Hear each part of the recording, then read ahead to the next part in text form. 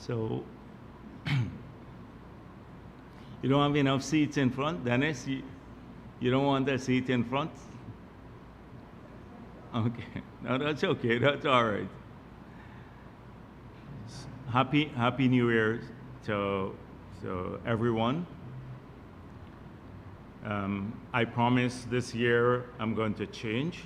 I'm going to be harder on the detractors of the PPP. So that's going to be a positive change. There's no let up this year. And a lot of people think that I'm too soft on our opponents. And I promise to change that. Because it's necessary in the environment where every day everyone believes, or detractors believe, that they have a monopoly on criticizing the People's Progressive Party and on distorting our track record. But when we defend ourselves, we're being too thin-skinned, or, as one editorial put it, we relish making derogatory remarks about the opposition. So let me just start by saying I'm extremely pleased that this year the PPP will be celebrating 75 years since it was established. And any student of history can read the records and understand the facts since our formation. So the party was established primarily to fight for independence, to bring our people together on the platform of national unity across race, religion, and class. It had a progressive platform of trying to improve the welfare of all Guyanese, particularly the working people of this country. And it fought for equal rights and the end of discrimination against Guyanese of every race and religion. And there was a lot of discrimination in that period. When the PPP was formed, we did not have universal adult suffrage. Not everyone could have voted in the elections to choose their leaders.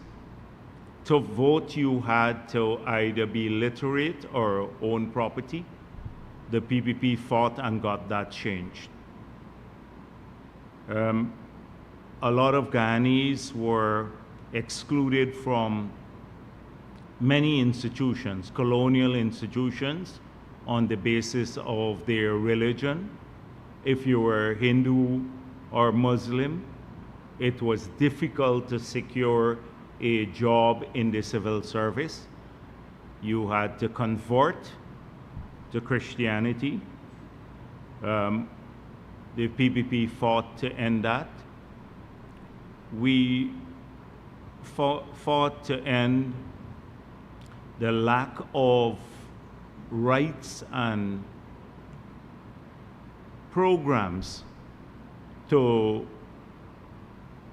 educate our people. In the colonial era, I'm not going to go through, the students of history will go through the details of this, but there were reports that concluded, these reports were commissioned by the colonial rulers, that rural people particularly did not value education. So the implication was that they did not need to build schools and other institutions of learning in rural communities. It was a kind of institutionalized discrimination. And so the PPP played a very important role in that struggle for freedom in Guyana. As I said before, I'm not going to focus on all the details of that struggle. Just to say to particularly young people who may not be so familiar with our history, that of the 75 years since the formation of the People's Progressive Party, 16 years were spent in the fight for independence, in which many of our people were jailed and suffered severe brutality at the hands of the colonial rulers. But the PPP and its members can be very proud of our record for fighting for independence and for freedom for our country. And then another 28 years was spent again fighting for free and fair elections, because immediately after independence, we had 28 years of undemocratic rule. So even before we got to the first or the return of democracy to Guyana in 1992, we had already spent 44 of the 75 years fighting just for freedom in our track record.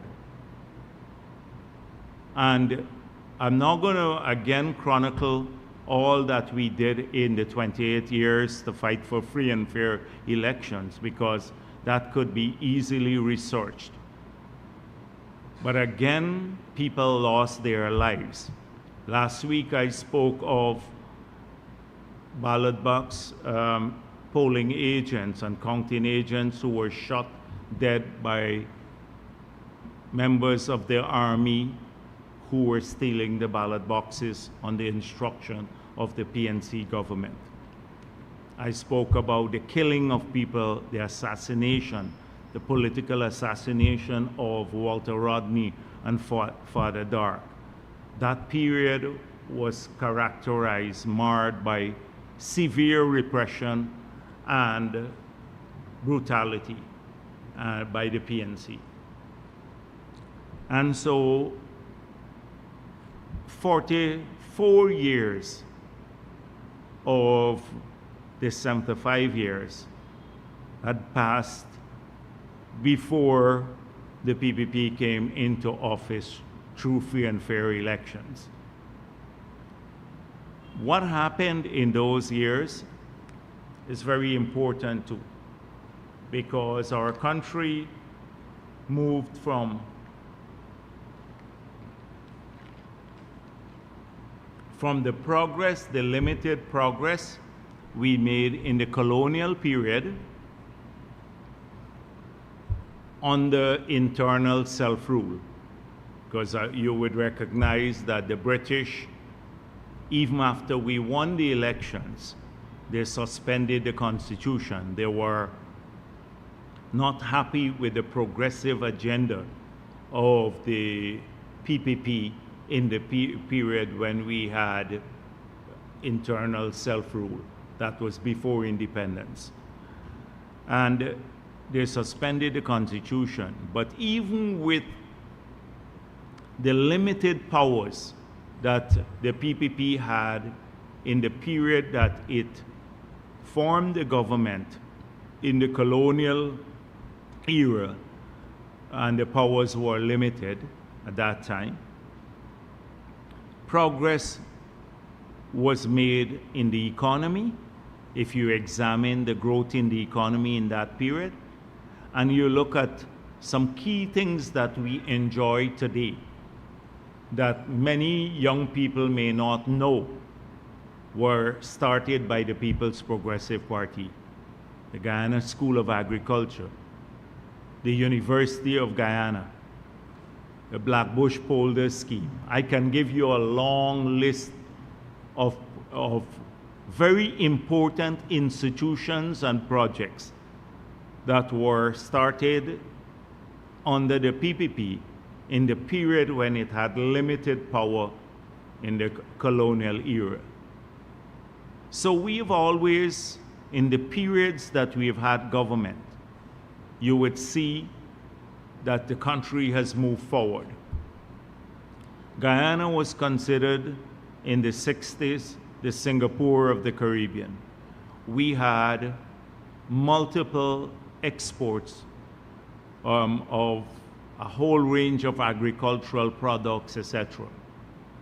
So after the 28 years of the PNC dictatorship, we came from a middle-income country to one of the poorest countries in the world by 1992, lower than Haiti, per capita income lower than Haiti, with a destroyed economy and one of the most heavily indebted in the world, bankrupt practically. So when we tell the story of the PPP, there is also a national story to be told. And that story is about the bad governance and the misrule of another party that had emerged from the People's Progressive Party, because when Burnham led the split of the PPP in 1955, he then created the People's National Congress. But that's the counterpart of the PPP story, the other side. The other side is 28 years of misrule. And in the colonial period, if you look at what happened in that period, and you examine the source records now, the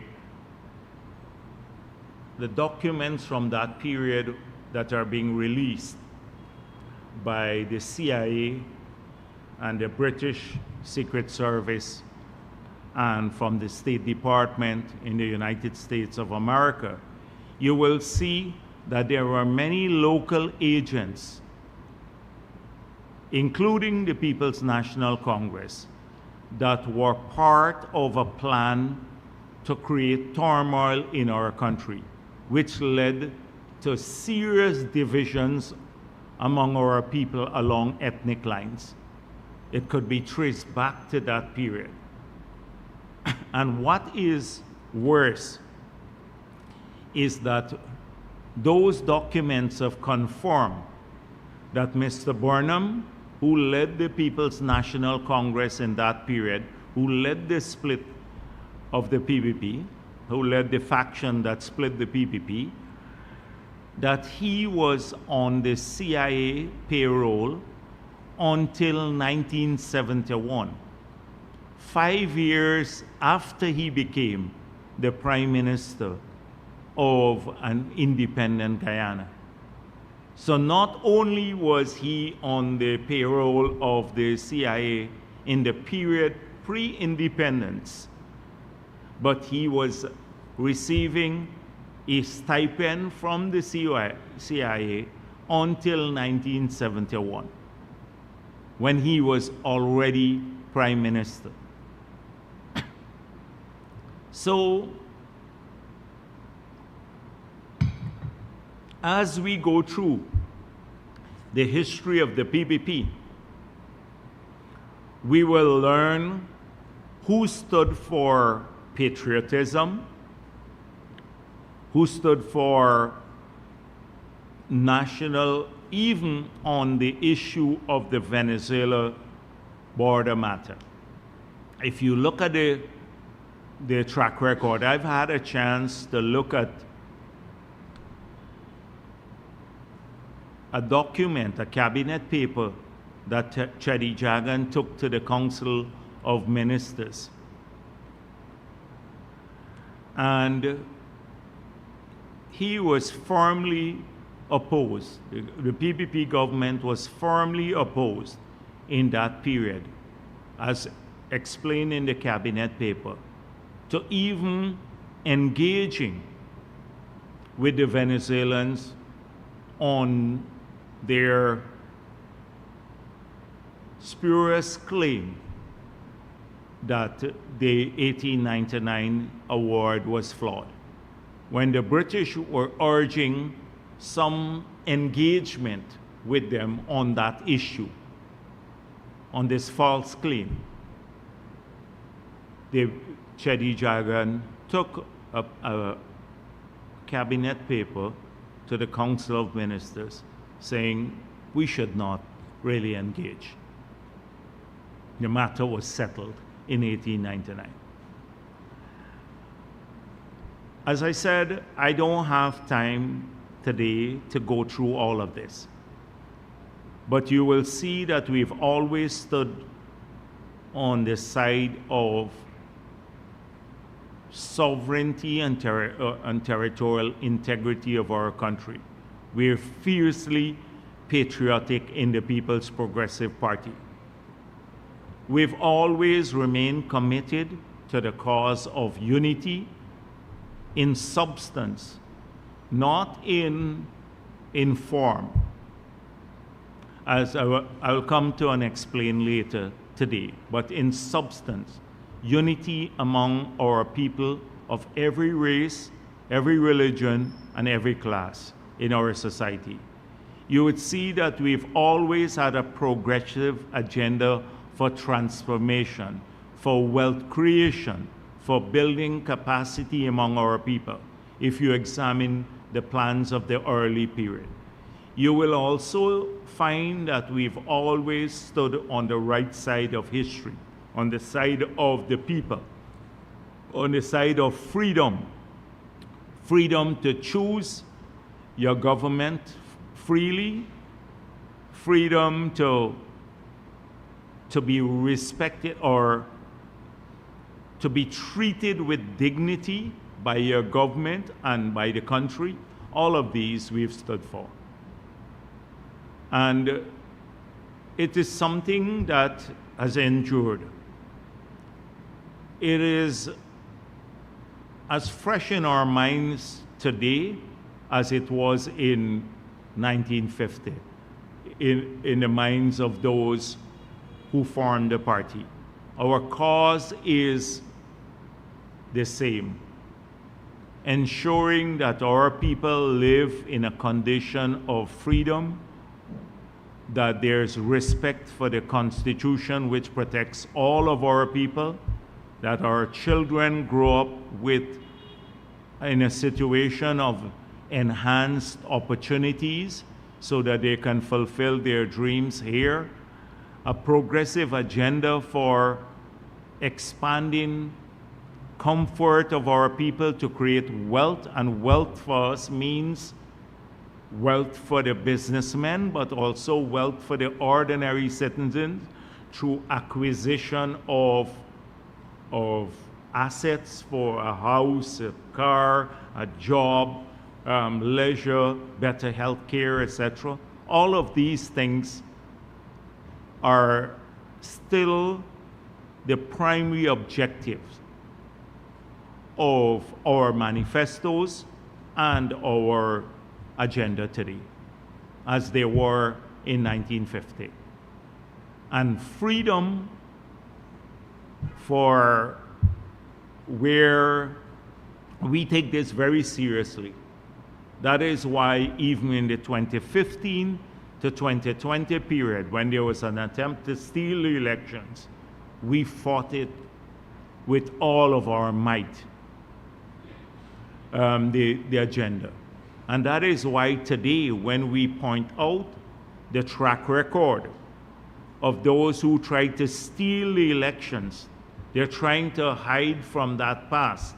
Although it's a recent past, we don't have to go back to the 28 years when they stole elections. As recently as 2020, they did try to steal the elections. And so no matter how much the AFC builds a facade, no matter how many smoke screens they put up, no amount of whitewashing could cause us to forget their role that they played in 2020. And had we not succeeded, the same people, the AFC and APNU, would have been in office today through rigged elections once more, had we not succeeded in 2020. So trust me, we're going to remind everyone about the role they played. And they're unrepentant. As we said, they were unrepentant in 1992. You saw the President Carter passed away. And anyhow, I'll deal with that in a moment. But Hamilton Green, as recent as last year, said they should have rigged the elections to stay in power. Unrepentant. The AFC, Nigel Hughes, 2 weeks ago was in court still trying to defend the position that APNU, AFC, did not try to steal the 2020 elections. And he's dodging questions about the role that they played in the heist, the attempted heist, or the theft. So forgive me when we return to this topic a lot, because it's in our DNA too. We have had a large number of years, 44 of the 75 years before we even got into office, was spent fighting for freedom. And then another 5 years under APNU, that's recently, from 2015 to 2020. So what about the periods we've been in government? That's the period we've been out of government, what we fought against and for. But in the periods in government, we had to fight off every attempt to steal the elections or create instability. In the early period when we won, in 1992, they promised to make Guyana ungovernable. Ungovernable. That was a promise by the opposition leader. And they sought to do so through massive street protests, through the support of criminals, through trying to rig the elections again by claiming flawed voters lists or padding of voters lists. They've put every roadblock on development that you could think of. And even now they continue to do so. And in spite of that, I'm not going to list again all of our achievements, but we took a bankrupt country in 1992, a country that was declared uncreditworthy, so it could not borrow internationally. And by 2015, we had made it into one of the most, we restored it first of all to solvency, from bankruptcy to solvency in that period. And that's exemplified by the debt payments, from over 100% of revenue to service debt, to by 2015, it was less than 10% of revenue to service debts in the period we've been in office. And the economy had grown several-fold. The country moved from HIPIC, that was a heavily indebted low-income country, to by 2015, a middle-income country. That's the tenure of the PPP. On the other hand, they took a country that was middle income, and by the time they left office, we were poor by 1992. So and we resumed office with the same agenda now. From 2020 to now, you will see an expansion of the job creation and every other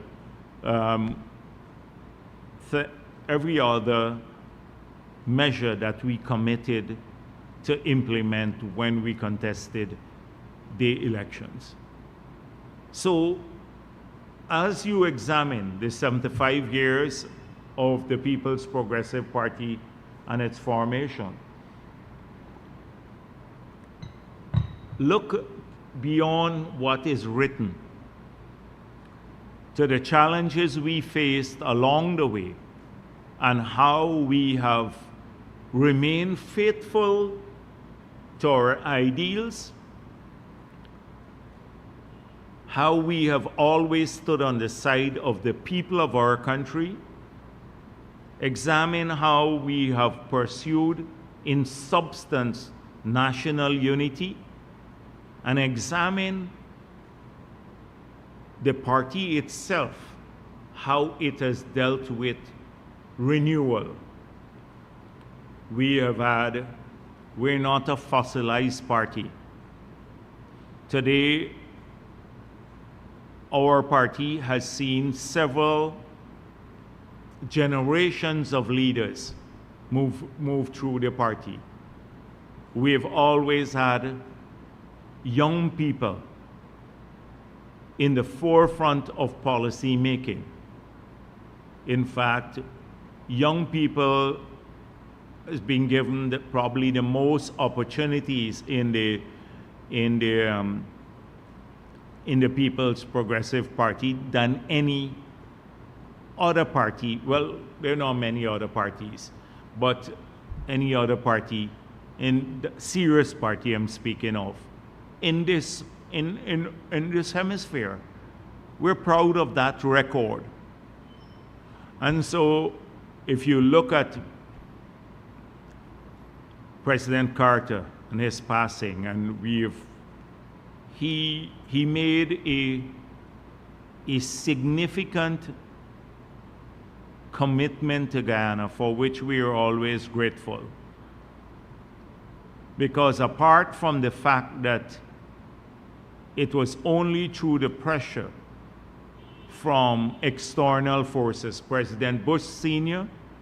and President Carter, that Mr. Desmond Hoyt agreed, who had an extension of his presidency by 2 years to 7 years, but only with the external pressure did he agree to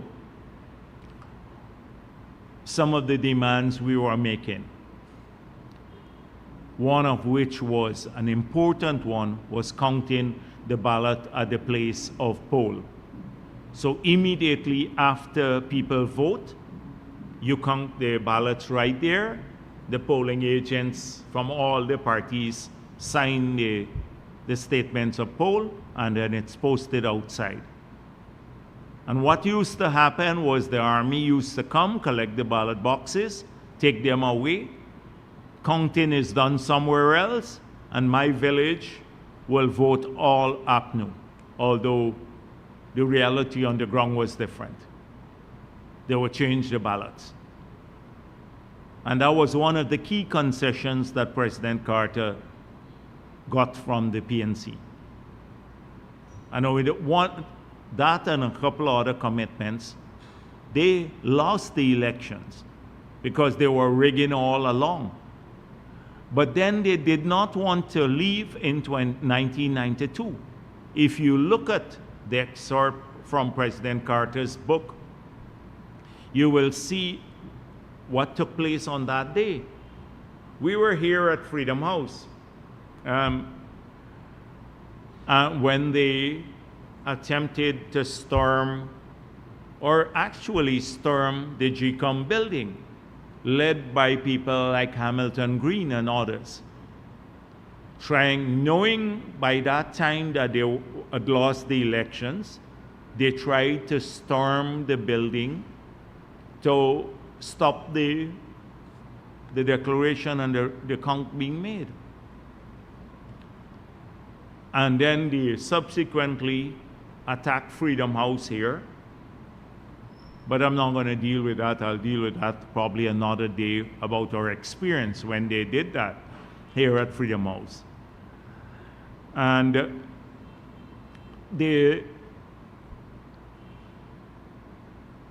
President Carter himself said he's never felt himself since leaving the White House in such personal danger as he felt on that day. And it was only when he told Desmond Hoyt that his agents the Secret Service agents who were protecting him, would call the White House if Desmond Hoyt did not do something about the security situation. That was when Hoyt decided, after he was threatened basically,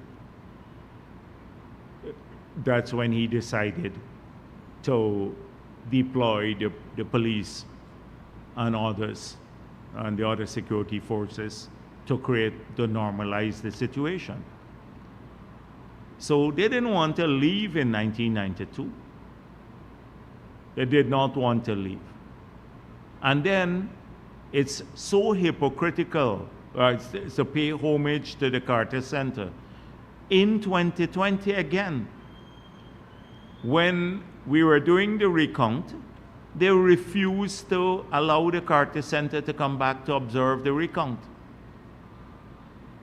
They flatly refused the Carter Center.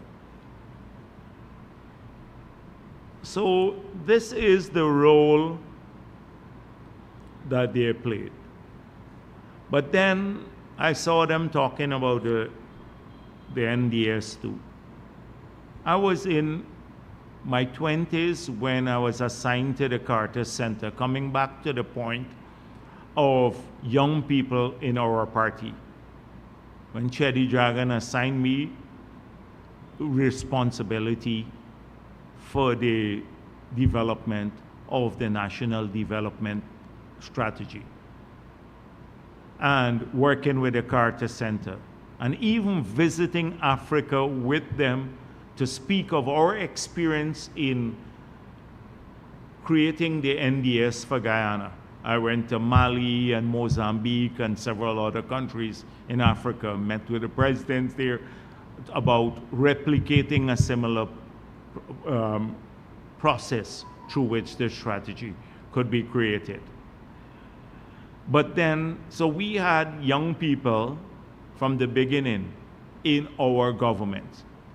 And you saw it subsequently. Today we have a young president. So our party has, the leadership of our party, not just the cabinet, but the leadership of our party has a ton of young people. So the party has remained current, and it has always refreshed itself and its leadership, and by giving more people an opportunity. And our leadership in the PPP is diverse, and it's done through an open Congress. People of every race are in the leadership of the party, the 35 members who make up the leadership of the party. We've just had a youth conferences across the country. 15,000 young people of different races are now part of the youth arm of the party. So we are a party for everyone.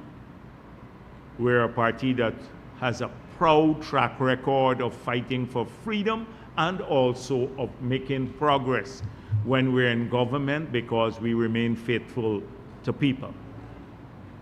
And so it's not, for me, it's not a sterile enumeration of the facts. Some people like to do that. Oh, in 1950, this is what happened. 1946, the PAC was formed, and 1950, the party was there. And then the Constitution was suspended in 53, and the split took place in 1955, and all of that. For me, it's not, they just sterile enumeration of dates and signal events in our history. It is, for me, it has been a process. When I analyze it, it's a process. And how have we served the people of this country as a political party? And if you look at that, compared to the other parties, then you would see a massive distance between the People's Progressive Party, its ideals and its practices in government, and the others. That's how we wish to be judged, based on what we have done, our accomplishments, and our battles on behalf of the people of this country.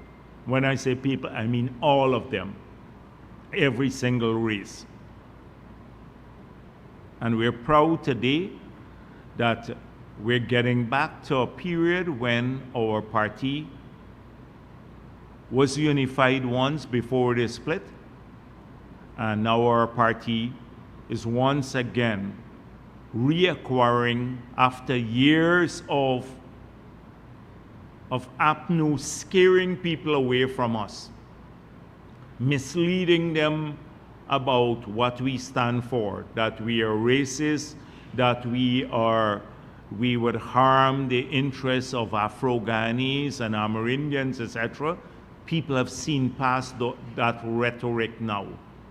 Maybe it took a long while, but people are recognizing now through our works and through what we stand for, that this is the only multi-ethnic party and unified party in the country. And so I'm proud, 75 years after our party's formation, of where we are today. And to be especially General Secretary of this party at this time, I'm extremely proud of it. And I hope that as we go through the year, we'll be talking a bit more about this matter.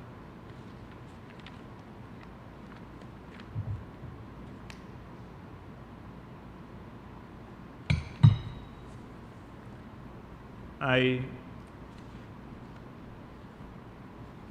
want to talk a bit about the call for press conferences and stuff, and then, so we have had recently, I know there have been a lot of public calls for the president to host a press conference and the ministers to host press conferences. And I have here with me the transcript of press conferences by the Attorney General, the Human Services, the Health Ministry, local government, agriculture. And I look at the notes, and it's massive amounts of stuff. And I went through the details of all of these. So this is like only the transcript for all of those press conferences. And then I look at how much of this got reflected in the media. And in spite of all of this call for press conferences and this deluge of information that was given to the media, you have one story or two stories and nothing much more. And this is what people should be hearing about, because these are the things that will transform their lives. But in the same week, when you had all of this press conference, the opposition made some silly noise, the AFC, and they got 4 stories in the media, mainstream media, but not much on the substance of what's going on in this country. And trust me, if you were to go through the details of this, what I've read and what I've seen at the press conferences.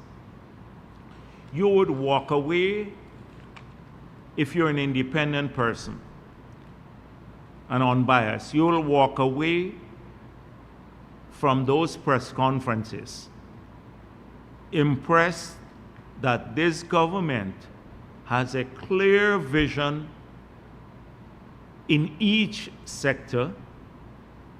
It understands what it wants to achieve on behalf of the people of this country, and it's diligently pursuing those objectives through programs and policies. You will walk away with a clear understanding of how that is happening. But I don't think this is interesting for some people, because they prefer to wallow in the rumor mill and the things that they want to define us by. They don't want to define us by the agenda for healthcare. If you look at the agenda for healthcare and think of any other party today, which party has an agenda for healthcare except the PPP? Which party? None. They never had one in the past. Didn't publish in the 5 years. AFC says they're still hoping to have one maybe 100 years from now. I don't know. They're already 15 years around. No other party has an agenda.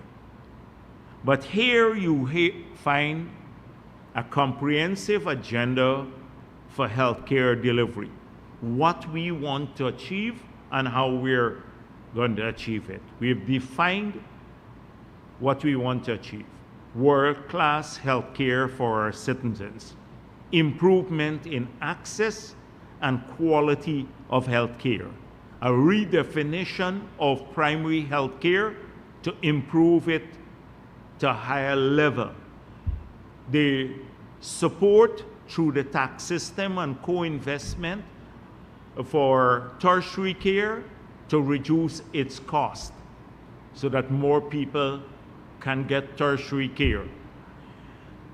We are laying out this agenda by upgrading all of our infrastructure so people will have better facilities. 12 new hospitals and the rehabilitation of the other hospitals, including health clinics, etc. So that's on infrastructure and facilities and equipment, better equipment. Secondly, on management.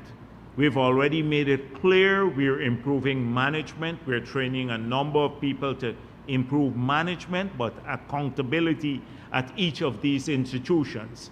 So there would be a series of metrics against which each of these hospitals would be measured, their performance would be measured for the delivery of services. And they would be held accountable on how they perform against these metrics.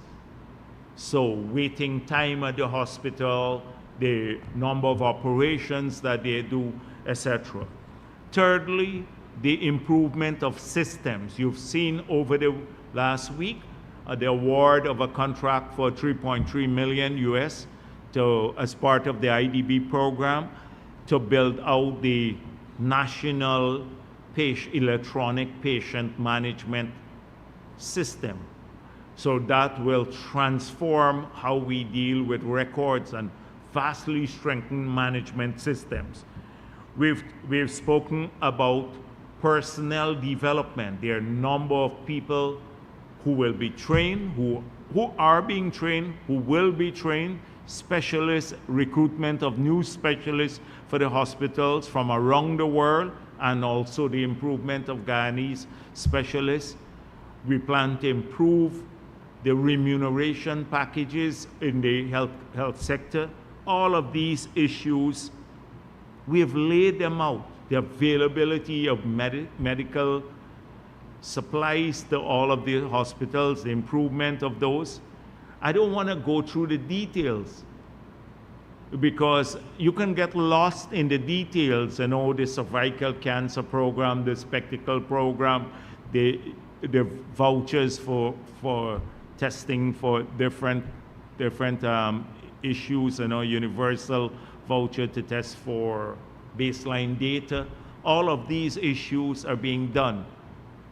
I was told recently by one cardiologist, he said we're one of the few hospitals, public hospitals in the region, that if you go in with a heart attack and in the public hospital, that you would get an angiogram and probably be stented there for free if you go in with a heart attack.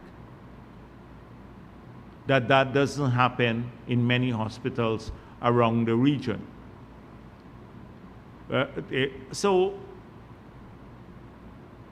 which party? And I'm not being comprehensive. You heard Frank Anthony.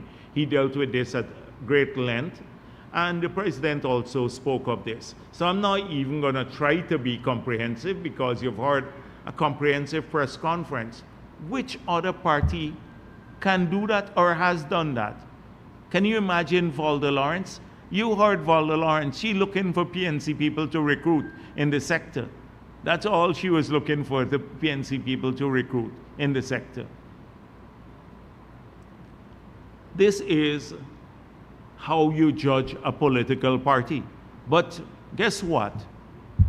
I don't think they made many stories in the newspapers. You didn't have editorials in the Stabroek and the other places saying how great the government is doing compared to everyone else in this area, and that we're investing in the right sector. Healthcare is important for people. You find the same story in agriculture. From Granger saying, oh, rice growing is private business. You can't look for help from the government. Then his government sought to destroy Gaisuko. Then they put the VAT on pesticides, fertilizer, tractors, plows, harrows, a 14% tax on that. Then they increased the DNI charges by 300%, 500% in the MMA area. Then they cut the farm to market road budget, that is farm to market roads budget, significantly. That was their help for agriculture. But they love agriculture. But everything they did to destroy the agricultural sector. Contrast that with the plan that the Minister of Agriculture laid out, how comprehensive it is and the achievements we have made. That even with the growth of demand, significant growth of demand for, because people have higher incomes now, they have more disposable income, so they need more food. Particularly, people eat more meat when they get a higher per capita income. We have made tremendous success in this country. We've made tremendous success.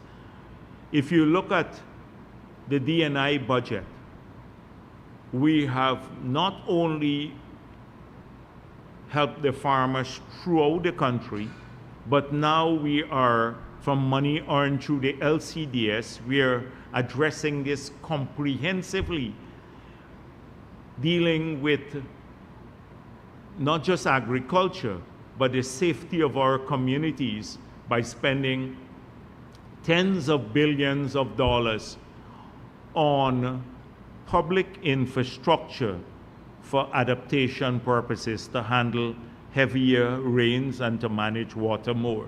That would lead to less flooding in our country. And not a cent of this comes from the taxpayers' money. This is money earned through the LCDS. The farm to market road budget has been increased. Farmers can bring out their crops. When you look at, he spoke of the tissue culture lab and the support for the livestock industry or shade houses, a whole range of initiatives that have seen the expansion of agriculture almost in every single area. Again, I can't, he spent 2 hours doing this, the Minister of Agriculture. And guess what the story was about Gaisuko? Only one story I saw in a newspaper about Gaisuko. That was all they found. Oh, and the pump stations. Those are the 2 stories, the pump stations and Gaisuko. Nothing about all the progress we've made in agriculture, which they've been storing all the while, Gaisuko and the pump station. For the last 3 years that they've been at that. But the Minister of Agriculture just spent 2 hours speaking about all of the developments from cassava to turmeric. I don't even want to go through the details. To ginger and everything else, the shrimp project we have, the shrimp farming, the support to farmers, the support to young people, young entrepreneurs coming out, the hinterland support, the massive farm at Hossoror, the 10,000 cocoa plants that we're now trying to, we've developed seedlings and going to start planting, the new coffee growing projects that we have. None of that got reported on. None of it. But this will mean a ton to the lives of different people.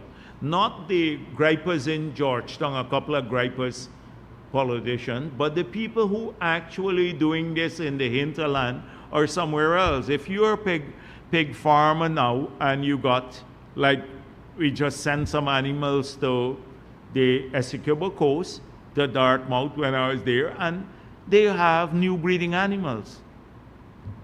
So they can improve their livelihoods. That doesn't mean much to the gripers like in the AFC, etc. Patterson, Sticky Finger Patterson wouldn't care about that. But for us in the PPP, it means a lot. So ignore it again. They ignored all of that. But no other party has a plan for agriculture. Which other party has a plan for agriculture? No other party has a plan for agriculture. I can talk about the digital, every sector this is happening in. I can talk about the digital sector, the crime fighting area. And so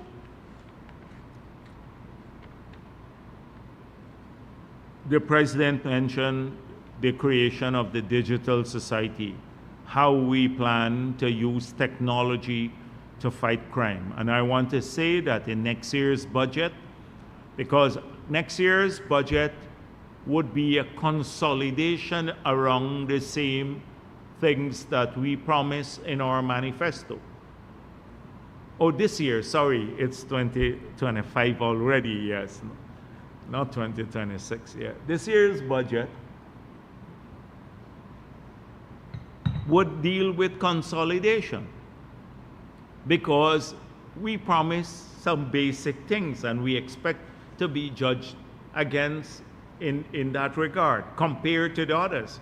Promise better health care and investment in health care. We're going to be investing heavily, continue to invest heavily in health care. We promise better education, so we will continue to invest in schools, in training for our teachers, in ICT tools for our children, and to improve the classrooms. We're going to continue funding scholarships where we have to now take over a big budget from UG that people are paying over $8 billion now will come to the Treasury so that the people who are going to the university don't have to pay that now. That comes into the budget now because we promised free education. So we will continue doing that this year. We promised better education. They didn't have much of a plan for that too. And we promised also to improve our capability to fight crime. One way of doing this is the use of technology. We've had this project, the Safe Country project, and we're going to expand that project right across the country.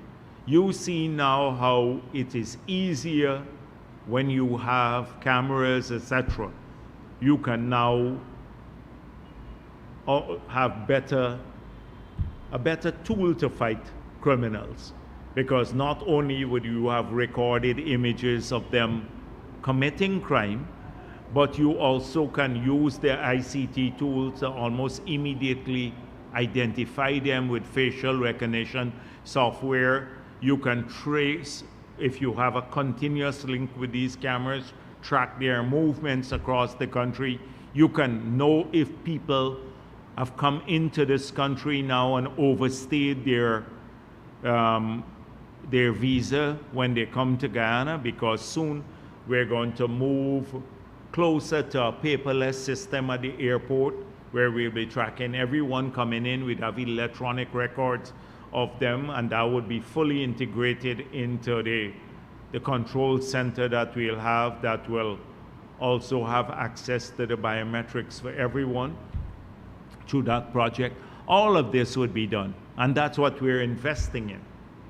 So that, and it's massive sums of money. So you can expect the 2025 budget to be consolidated around what we promised to the people of this country.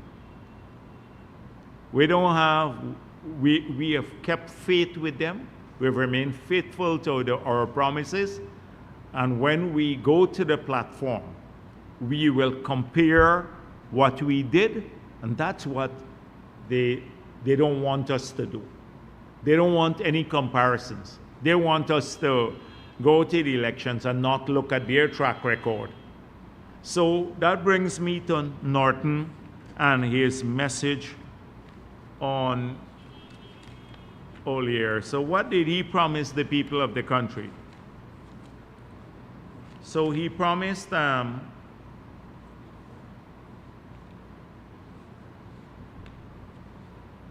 large increase in wages. That's what he said. But you recall in 2015, they promised a massive, significant increase in wages. And in the 5 years, you didn't have, if you look at the rate, the average rate of wage increases in the 5 years, not a single year did it go to double digit. Not a single year did it go. 1 year they gave the people at the lower end 10%, and then the high end 1%. And those in between had a staggered rate. So when you look at the average, it's about 7% for the year. So their 5 years, when they promised significant increase in wages in their manifesto, massive increases like they had promised at that time, not a single year did it exceed a single digit, reach double digit. Did it reach double digit? In our last couple of weeks, I dealt with it. I dealt with it not only just on percentage terms, that we have surpassed what they paid, but in terms of quantum of money. Public servants now in these 5 years are earning $100 billion more than they were earning in 2020. That's it. So again, you hear this wild thing, but they promised some child allowance. These are the same people who took away their children cash grant. We already did it through the tax system, so we allow parents now to have a deductible for every child, and we kept our promise. And this year, we will keep our promise to get up to the 50,000. Last year it was 45,000. We promised that 50,000 per child per year in the 5 years. So we'll keep our promise. They're going to give, this is his New Year's message. Again, rent subsidy. I don't know what's this guy's problem with people owning their own home. Norton, he just wants to give a rent subsidy, not to own a house lot. So how much is he going to give you? $5,000 a month? But you can't get a house lot. You can't get a house lot because we're spending $5 million on the house lot and selling it for between maybe $200,000 to about $1.5 million. That's at the lower end. Some people pay a little bit more for the better quality or the higher income people. That's nearly a $4 million subsidy you get when we develop a house lot and hand it to a person. That's a $4 million subsidy they get one-off, and then they own something too. They have a problem with ownership of anything. So, promising free university education now in a New Year's message this year, when that's practically done, and the scholarships, and then new infrastructure targeting production. So this guy is saying we're spending too much money on infrastructure now, but he wants to spend on new infrastructure targeting production. So what would that be? Drainage and irrigation, we're spending on that. It would be farm-to-market roads. It would be roads. It would be electricity, infrastructure. You have to fix the city fences. You have to fix bridges. I don't know. He's saying we're overspending, and then promise to spend more on these areas. This is what we get. But in any case, if you believe anything that the PNC says or AFC, given their track record, you need help. You need help. So nobody pays serious attention, again, to their promises. But this is what we will expect coming this year.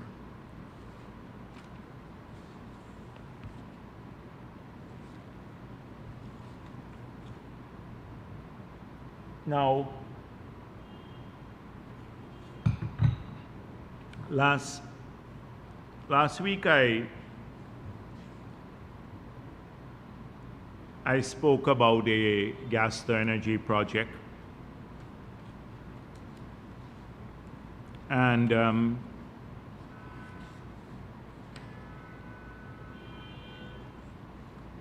I saw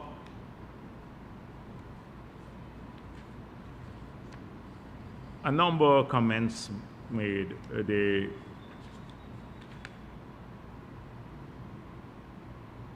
Starbucks Kaichor News had their usual stuff. You often have to question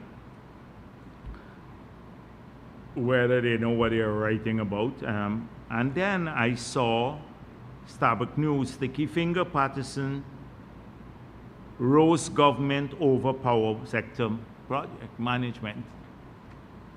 So this is Patterson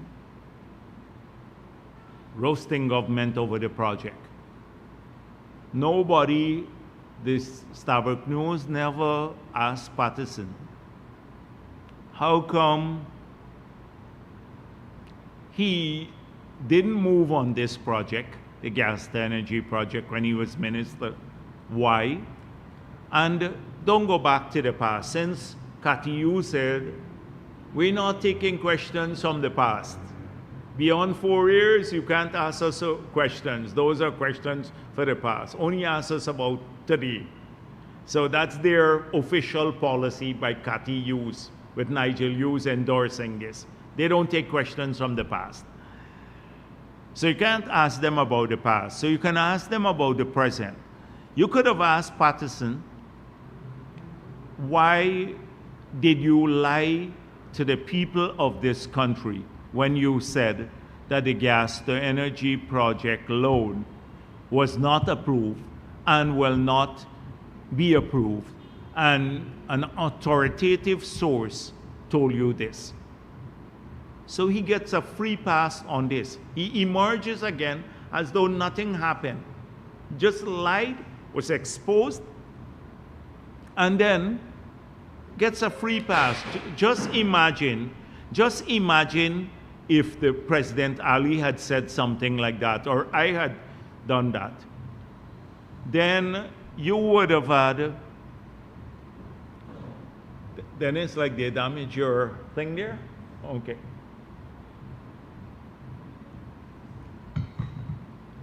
The media would have had a field day with this. He gets a free pass. He emerges once again to talk about the gas to energy project, just having lied to the people of this country. So then,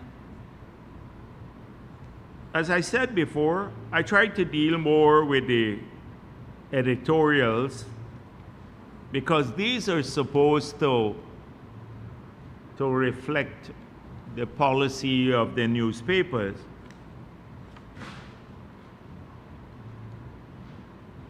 So the editorial in Starbuck News says U.S. Exim loan and the rising cost of the gas to energy project.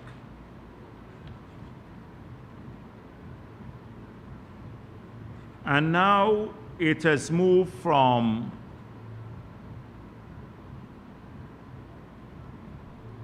first of all, no loan to the project. That dominated it. That we were never going to get the loan to the project. The project may not be feasible. The project may not be environmentally sound. So suddenly, the United States of America, the U.S. Exim Bank, did its own feasibility study. It did an environmental study, and it made the loan to the government of Guyana.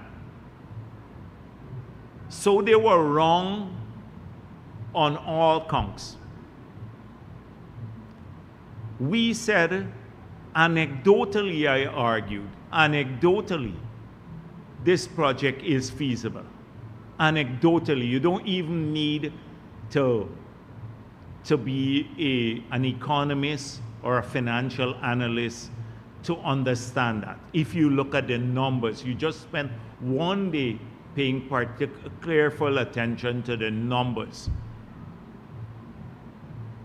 But all along the project, for years we took a beating. One, it's not feasible. Two, there's no environmental impact study.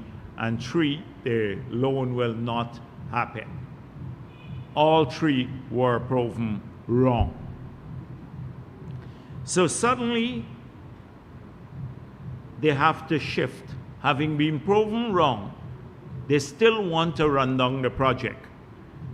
So the shift now speaks about the rising cost of the project. Because I said last week, the Exim Bank loan is about 25% of the project, which is about $2 billion, so 500 odd million, etc. They said because Jagdeo now confessed that the project has gone from 2 billion to 2.1 billion because they multiply 526 by 4. Nitpicking again. Nitpicking because I was just saying, for those who said that we are borrowing, why do we need to borrow? I want to remind them that this project will cost about $2 billion. And this is about 25%. The loan is 25% of the project. So they had to find something. 526 multiplied by 4 it got to be 2.1. So, Oh, Jagdeo admitted that the cost has gone up. I didn't know no such thing. I was just speaking so that sensible people, most sensible people would understand this. So that was another lie that they told. And then I explained what the other components were. So the loan is 526. And then we're financing, the pipeline is about $1 billion. And also, we are going to be which would be funded through the mechanism from the cost bank. And then we will pay back our share of the capital cost for the pipeline. I explained all of that. So they had to nitpick, it's 2.1. And then they went on to say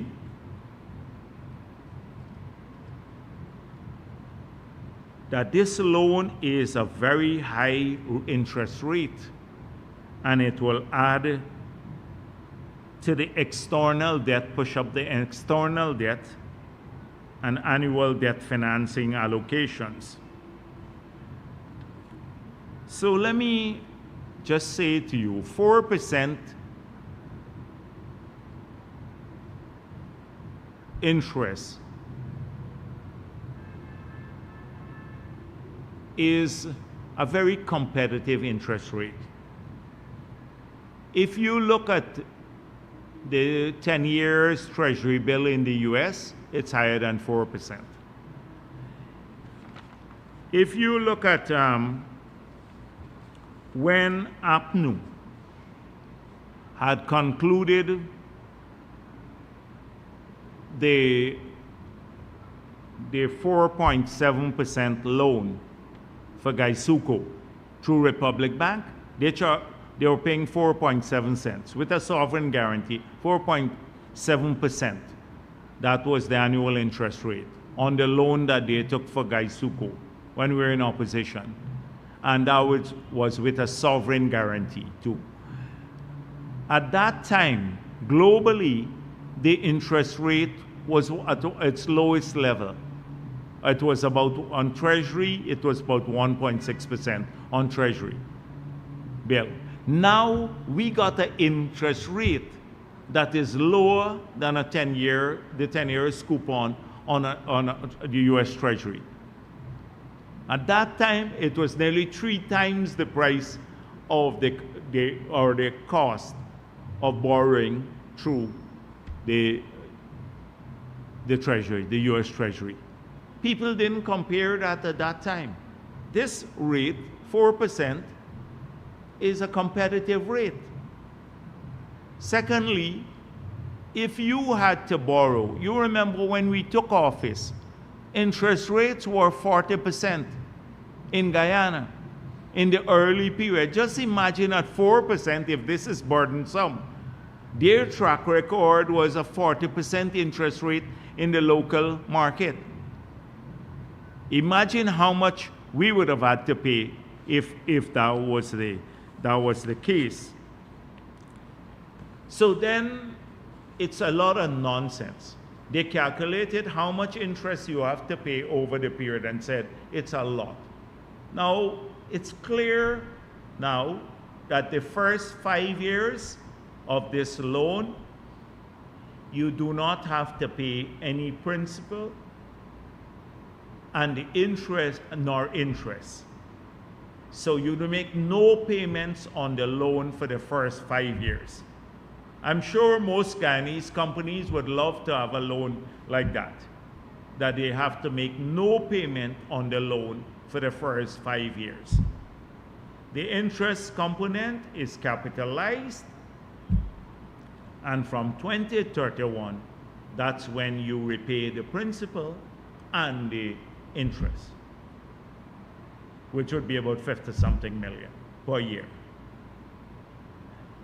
So I don't know, you want to use people's money You don't want to pay no interest? Suddenly it's about, oh, we have to pay more interest now on this project. But let me tell you what they would hide from. All that you hear about this project. So next they said, oh, before I go to that, the same editorial speaks about, oh, in April of 2016, I said that the cost of generating power will be about 7 cents per kilowatt hour, and that we will, it will be 7 cents per kilowatt hour, and we will spend just under $1 billion for the project. So let me quickly tell you that subsequent to that, Marcel, I see like all your questions went off thing. I know you're coming to ask me questions on this, so that's why I'm giving you all the answers before from Stavro. So let me tell you what the costs are. In 2016, when I spoke, I said the cost of the pipeline would be around $700 million total. But you have to understand there is a difference between the cost of a pipeline and the project cost. That's the problem they don't understand. So when the project numbers were finalized, as we made public subsequently, when you look at the inflation post-COVID and the contingency fund and the supervision sums there, because there's a 10% contingency in the 1 billion. That is how you came up with the 1 billion. And when I spoke at the convention center in 2016, if you look at the report there, you would see the price did not include the power plant. So, first of all, there's no change in the project numbers. And the fact that I said that we will generate power at 7 cents per kilowatt hour, those were the numbers at that time. Now the numbers are 5 cents per kilowatt hour if we include the capital costs of the NGL facility. If we take out the NGL facility and treat that separately, the amortization of the NGL facility, and leave only the pipeline or part of the pipeline and the power plant, then the price is 3.5 cents per kilowatt hour. That is why we say on average about 4 cents per kilowatt hour. So for you, those who wrote this editorial, the cost per kilowatt hour that I mentioned at 7 cents at that time has even come lower now. It's about 4 cents per kilowatt hour that we will be generating at. It's even lower and therefore makes the project more feasible. So these are some of the things that we have to look at. Now the other stuff that I had some numbers here, which I'm going to give you now. When Starbuck News deals with this issue, or anyone else. For example, we already know. So they're looking at the cost of this project. So let's look at the benefit of the project now. The benefit of this project is enormous. You saw the press release from the Exim Bank. The Exim Bank press release made it clear. 1 million barrels of oil saved because of this project per year. 1 million barrels. So I hope they include that in future analysis. All of them speak of this. Stabroek, Kiteshore News, everyone. 1 million barrel per year saved. That is less. Let me go down and break it down further for the Kiteshore News. We'd have to import 1 million barrel of bunker C less to generate power. At $100 per barrel now, that's 1 million times 100, it's 100 million saved on the balance of payment. That's 100 million saved. Two, we're gonna generate 2,600 gigawatt hours per year of electricity. If we sell this at 22 cents per kilowatt hour, we will earn over $500 million US per year from selling the electricity at the current rate to people, at the current rate. So all of our people buy the electricity that we'll generate there at the current rate will earn us GPL 500 million US dollars. We plan to cut it by 50%. So what will the savings for the Guyanese public be? 250 million US dollars per year in lower electricity cost. So I hope that that second component is clear. $250 million saved per year because US dollars saved per year because of lower electricity cost. The third benefit of it is that we will have about 63 million gallons of LPG per year. That is cooking gas. So if we sell this cooking gas at the retail price now in the market, we will then raise 276 million US dollars. All the cooking gas that we generate from the project, we sell it into the market, we raise 276 million US dollars. So assuming we cut the cooking gas by 50% too, cooking gas prices by 50%, the consumers then save $138 million. So if you add the two together, you have savings by the Guyanese public from lower electricity bill and from lower cooking gas price of 388 million US per year. Guess what they're complaining about? That we gotta pay 55 million interest per year. That's what they're complaining about, that we have to pay $55 million in interest on a loan for this project per year. And we're saving, the Guyanese public will be saving 388 million US dollars per year. In 6 years, you can pay back for the whole project from the savings alone to the Guyanese public. How can they not see this? It's not that they're not seeing it.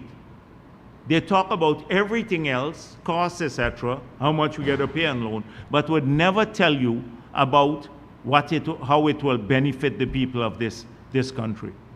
That is how it will benefit them. And apart from that, I left out even the 100 million a year in balance of payment support. So you can expect 388 million approximately of savings per year to the Guyanese public. They complain about that. So assuming we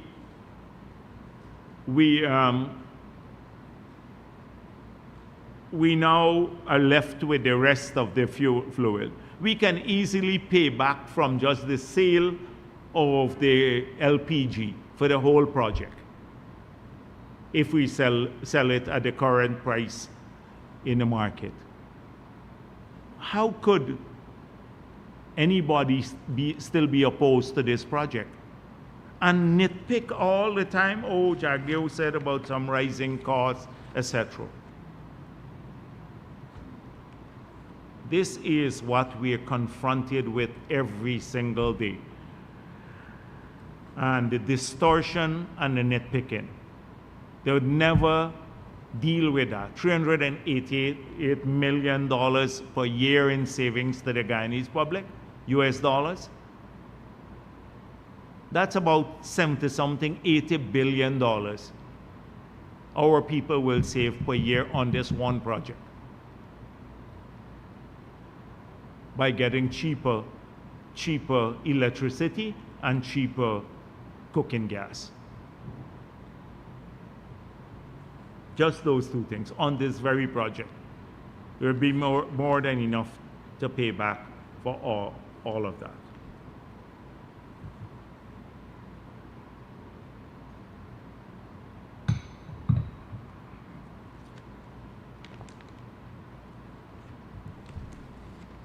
So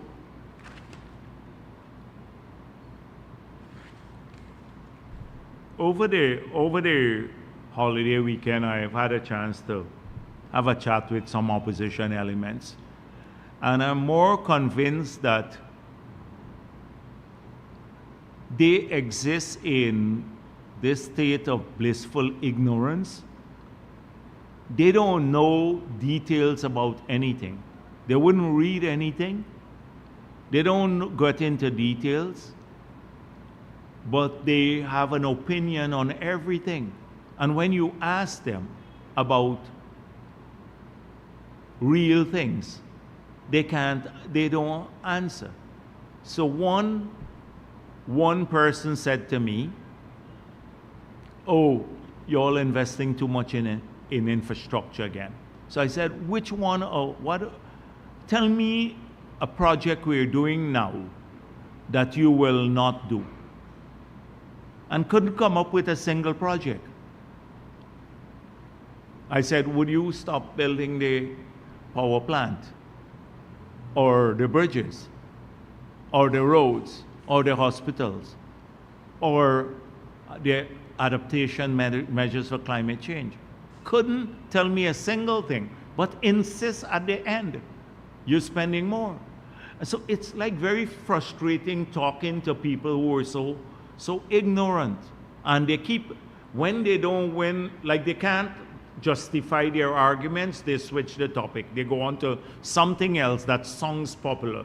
Okay, they have a one-shot thing. Reduce taxes on pickup for the four-door pickup, and that would solve all the problems of the country. Forget the complexity of a taxation system. You know, that's too complex to tackle with. You have to look at the future income to ensure sustainability. What about barriers for oil and gas sector? The balance between capital and recurrent expenditure, that's too complex. They have these one-off solutions for everything. And so we're in a really sad shape in the country. So I want to address two things today in relation to those matters. First of all, I've not been in a habit of criticizing former President Granger. And it's a deliberate choice. I chose not to criticize him often. From time to time, I will examine what he is saying and comment on them. on the things he's been saying. But then he insists on distorting the record. I must say that he's not getting much traction in the mainstream media, because I think people recognize that he's being untruthful or omitting elements of truth from a lot of his public statements. So they're not paying too much attention to him. But this article was sent to me, and it's in one of the rags, the Village Voice, I think, the afternoon newspaper. And it says this: the PPP's hostility towards the social cohesion idea sadly opened the floodgates to civil violence and public disorder, such as the vulgar invasion of the GMSA ceremony on the 19th of September 2019, and the stoning of a children's school bus, and a series of incidents, including of orchestrated street riots by PPP activists in the rural areas in the aftermath of the general and regional elections of 2020. So he is saying that he was working towards social cohesion, and the PPP, because of these issues, undermine social cohesion that he enumerated here. So first of all, he established a Department of Social Cohesion. Every single person in the country knew that this was a department that had a limited budget and was very partisan in the way it approached social cohesion. It was more of a political arm of the People's National Congress than a government department. I think it was headed by Amna Ali, the General Secretary of that party. So how could you talk about social cohesion when you did all that you did, that I spoke of earlier? 7,000 sugar workers sent off, zero increase for all the sugar workers in 5 years. You then stopped supporting the farmers. You took money away from the school kids, stopped constructing infrastructure in rural communities, sent home 2,000 Amerindian CSOs. You then had a minister who said Amerindians are greedy, and you refused to discipline him because they wanted too much land. You stopped the land titling program. I can list the specific activities that undermine social cohesion in the country. His political opponents were dragged before Soku, almost every one of them, on spurious charges. Ashni Singh and Brassington were chained and taken before the courts in handcuffs with chains, because, as I said before, they were acting pursuant to a cabinet decision where the privatization board recommended that the land for Movie Town, the 10 acres there, be sold at $20 million per acre at that time, which is a lot of money, beyond the price of what the bid price, the highest bid came in at. It went through all the process, the cabinet. They just implemented it, and they were charged and placed before the court. Contrast that with Jordan, who didn't even act pursuant to a cabinet decision. He made a decision to transfer large tracts of land himself and did that on his own. And that is social cohesion, was an assault on people. But then the GMSA ceremony, so people use the word sanctimonious to describe President Granger, and I think justifiably so. So he was offended that he went to the GMSA ceremony and there was a protest outside and some people inside protesting. But what were they protesting? It didn't dawn on him that he did something wrong, that offended freedom-loving people of this country, and that they had a democratic right to show disapproval and dissent through a peaceful protest. And what he did was so egregiously wrong because it violated something very fundamental to freedom in Guyana, which was our constitutional right, our rights.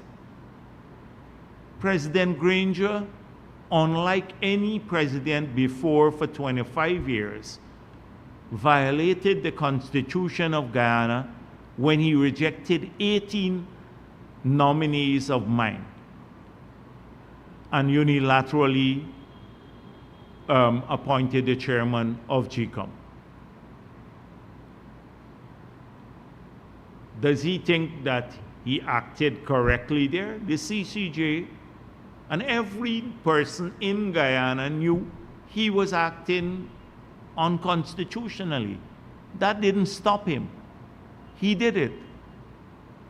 And we had to. Did he think he might be offended that we actually went to the CCJ and got it overturned? How dare the PPP would do this? What? You know, I was president. I should have had my way. Well, that's not how it works in a democracy. Secondly, he refused to abide by the Constitution of Guyana. The Constitution of Guyana is clear when it says, for a second time now, 3 months after a government falls, you should have an election. The government fell in November of 2018.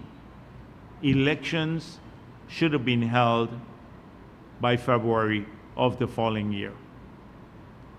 It took a whole year to have the elections because they came up with this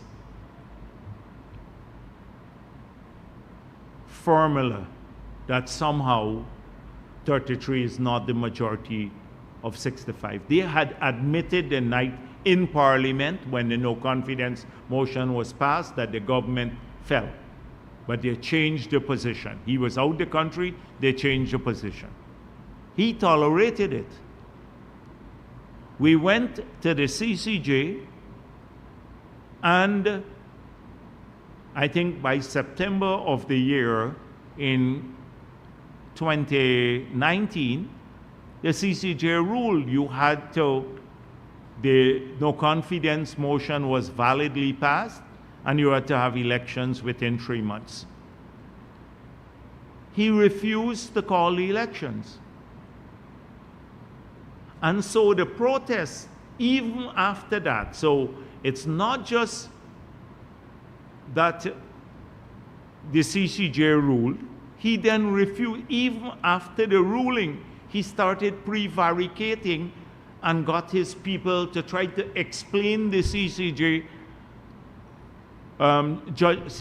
judgment that it didn't really mean to hold elections. And that they are not prohibited from conducting business as usual in government. And you remember they were just spending money. They spent $419.5 billion in that period without a budget and without approval of the parliament. $419.5 billion they spent without any approval. They were signing big contracts, etc. You can't do that when the government has fallen in a no confidence motion. He ignored all of this, didn't act decently, and then they started explaining why they need the full term. They were saying they will go the full term, regardless of the CCJ's decision. So we decided to protest his actions there. And he tried to evade the protest by going through the back door, but people were in there too because we had planned it in a multi-stage protest that his security forces didn't realize when we planned it. We had 3 layers, so he got caught. In the 2 other layers, he thought he avoided the first layer, but that was just the smoke screen, what was taking place outside. And he got caught there, and it embarrassed him. And he posed and said unconcerned, but he was very concerned. So that is what we are protesting. His refusal to abide by the Constitution of Guyana and the ruling of the CCJ. And immediately the United States and the other countries also called upon him after our protests to name a date for the elections. And it was only after that that he named the date for the elections. And so,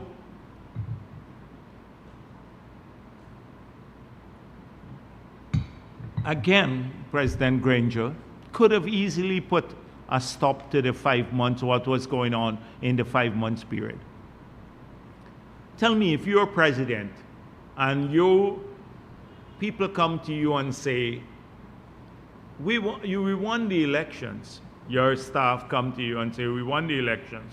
And you see all the controversy raging out there. Everyone saying, the whole international community saying it's not so, fraudulent declarations. The PPP saying, look at our SOPs here. Wouldn't you ask people, if you are president, wouldn't you say, bring the SOPs here and let me have a look at them? He could have ended this, all the trauma that this country went through in that period. But he did not. And so today he is offended by saying we undermine social cohesion in Guyana because we protested his violation of the Constitution. That is why every day we have to keep at it. Just like how some media distort things, we have to keep at it, because if we allow this record to go down in history, somewhere along the line a young child might read this in the future and actually think that this is what happened, that the PPP was unreasonable. We are a vulgar invasion of his ceremony to protest his involvement. That is why we have to be at it every week. Every single week we have to be at it for the very same reason. The stoning of school children bus. Now, since when did the PPP orchestrate stoning of school children bus? Again, this will go down in history as though, the PPP is such a bad group. They were telling people to stone school children bus. He shouldn't have any he had no concern for the children of this country. If you take away $1.6 billion a year from them through the 10,000 grant, you shouldn't even have you shouldn't even be speaking about school children here. You took it away when your government was spending more money on dietary, the increase in dietary in your government. Food for the ministers, the per diem for ministers was more. The increase was more than the 1.6 that you took away from the children of the country. You talk about that undermines social cohesion. And then he said we orchestrated street riots after the elections. We orchestrated street riots after the elections. I didn't see any street riots after the elections. He goes on to talk about how we left out the green villages and we only focus on red villages and all of that. It's nonsense. So I would urge people to look at these things. Not that it matters much, because I think he has had his bit in history, and I think he'd be remembered unkindly for turning a deaf ear to the people of this country in the face of them looking to him for leadership when it mattered. And for him as a historian and someone who served in the highest levels of the army, to engage in such egregious violations of our Constitution is disappointing. For me personally, it's disappointing. And to try to turn this back and place it at the PPP's doorstep is disingenuous. But this will continue to happen. You will find that the villains of the past will always come back to, they present themselves as the saints now, the few saints, etc. Look at Glenn Lal. Glenn Lal has had one of the most checkered past in our entire, of anyone that I know. He has had a checkered past. If there is an illegal activity to be done, he was engaged in it in the past. But he behaves in a sanctimonious way. He is a savior for Guyana today, the saintly Lal. But behind everything he does, there's a motive. So he said he will be a presidential candidate. And trust me, look out, if he launches a political party, which he might do, it would be Glenn Lal and a bunch of criminals and criminal enterprises. I know of his ilk, and I know the people who have been surrounding himself and feeding his ego, like they did with C.N. Sharma. But we had C.N. Sharma to deal with, and C.N. Sharma was far smarter than Glenn Lal by leaps and bounds. You remember the C.N. Sharma of their past. And he will, but I'm actually looking forward to them coming after the PPP, because all week long he's been in fact for the 5 years he's just been lying all the time about the People's Progressive Party. So I'm looking forward actually to dealing with him and his criminal enterprise.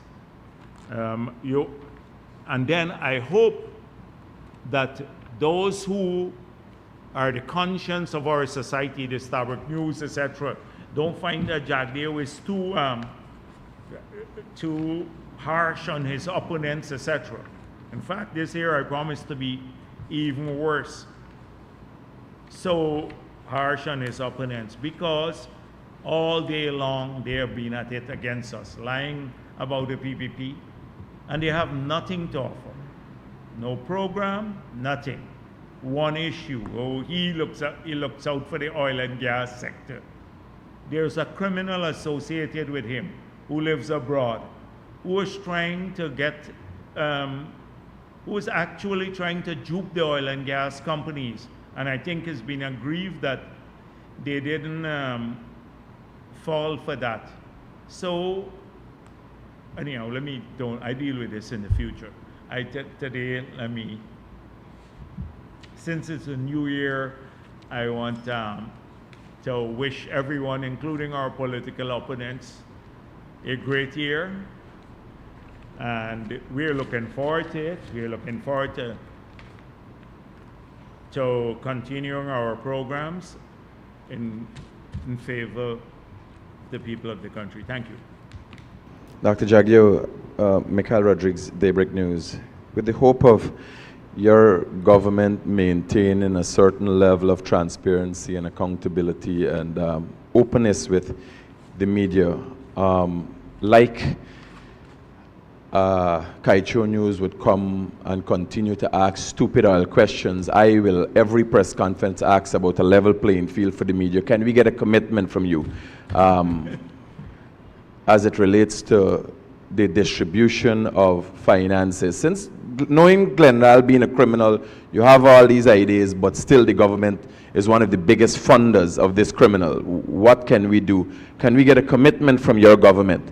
Well, the last week I said it clearly that I think the Minister of Finance has to make provisions in this year's budget to support the widest distribution of government messages to the populace as possible.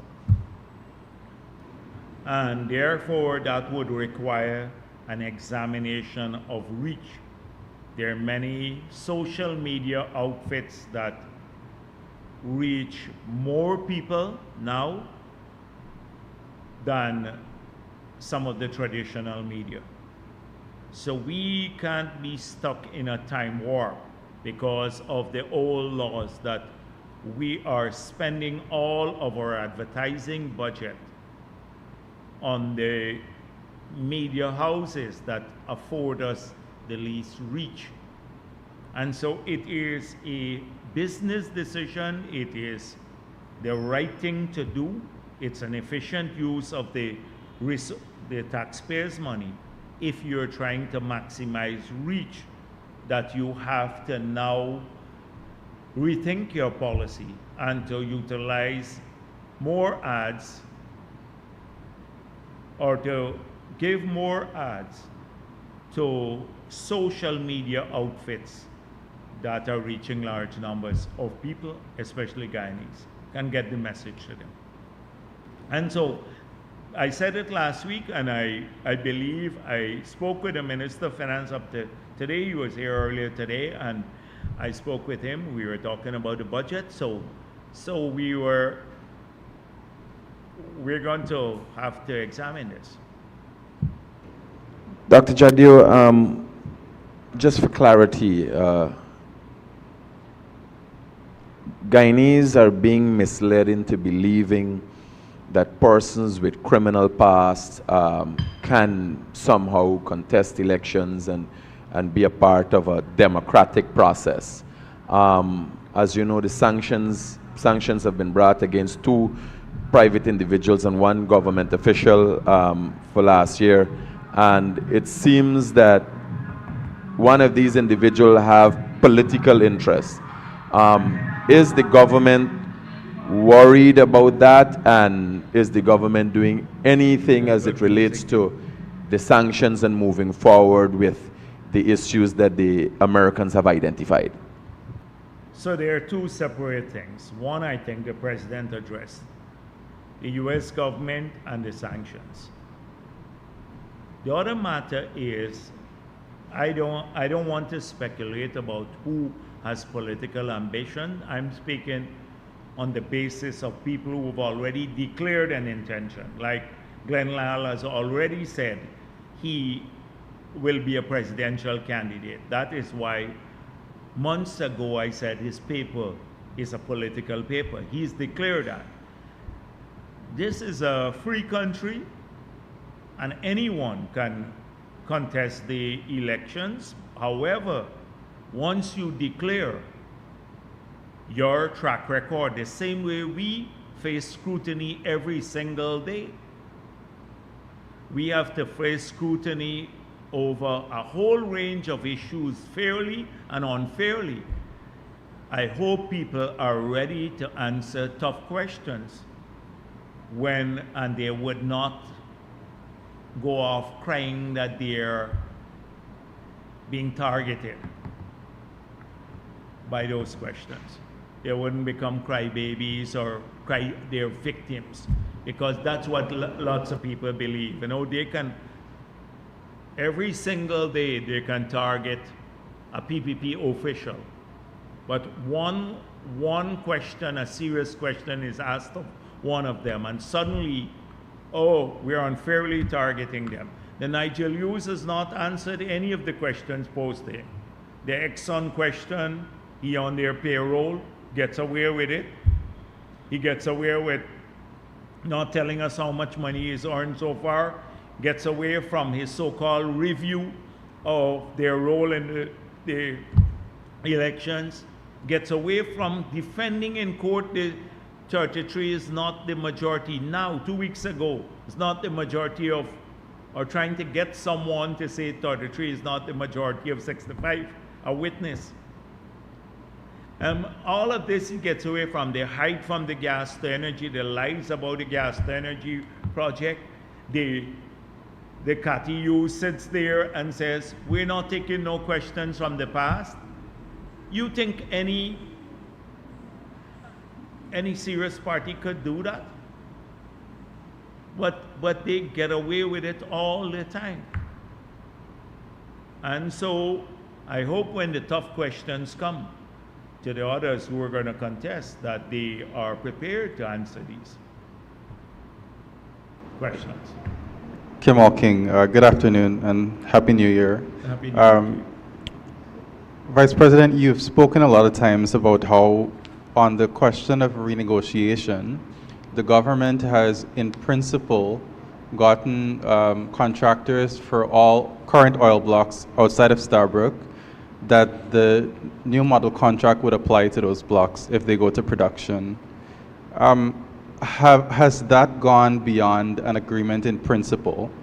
And why I'm asking, it's because these companies, their shareholders, make financial decisions based on an understanding of the climate and the terms and so on.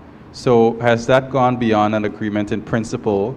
Because I have information which seems to suggest that some companies have not notified their shareholders about these new terms.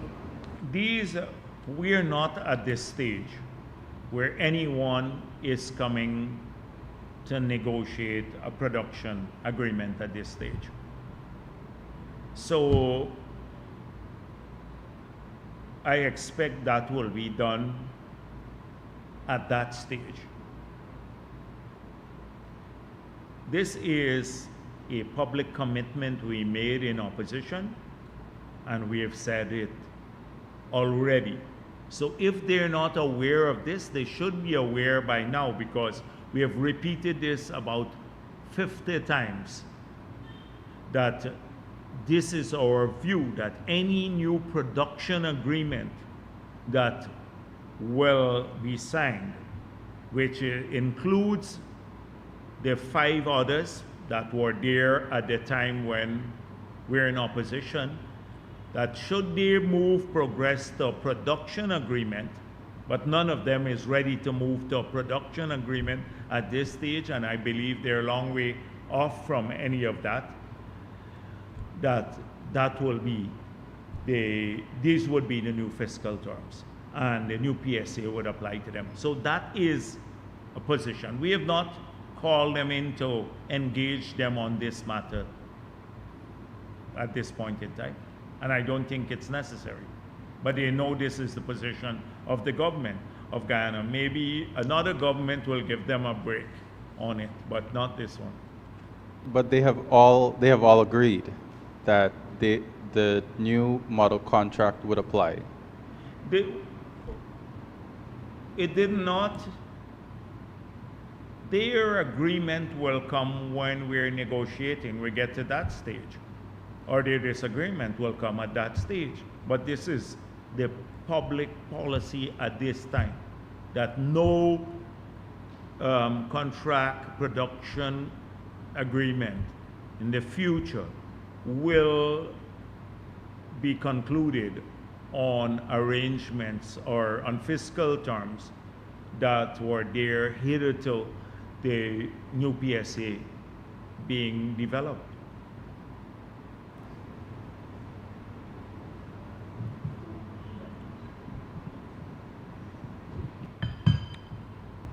Good afternoon, Mr. Jagdeo. Earlier you spoke about the PPP and how far it has come.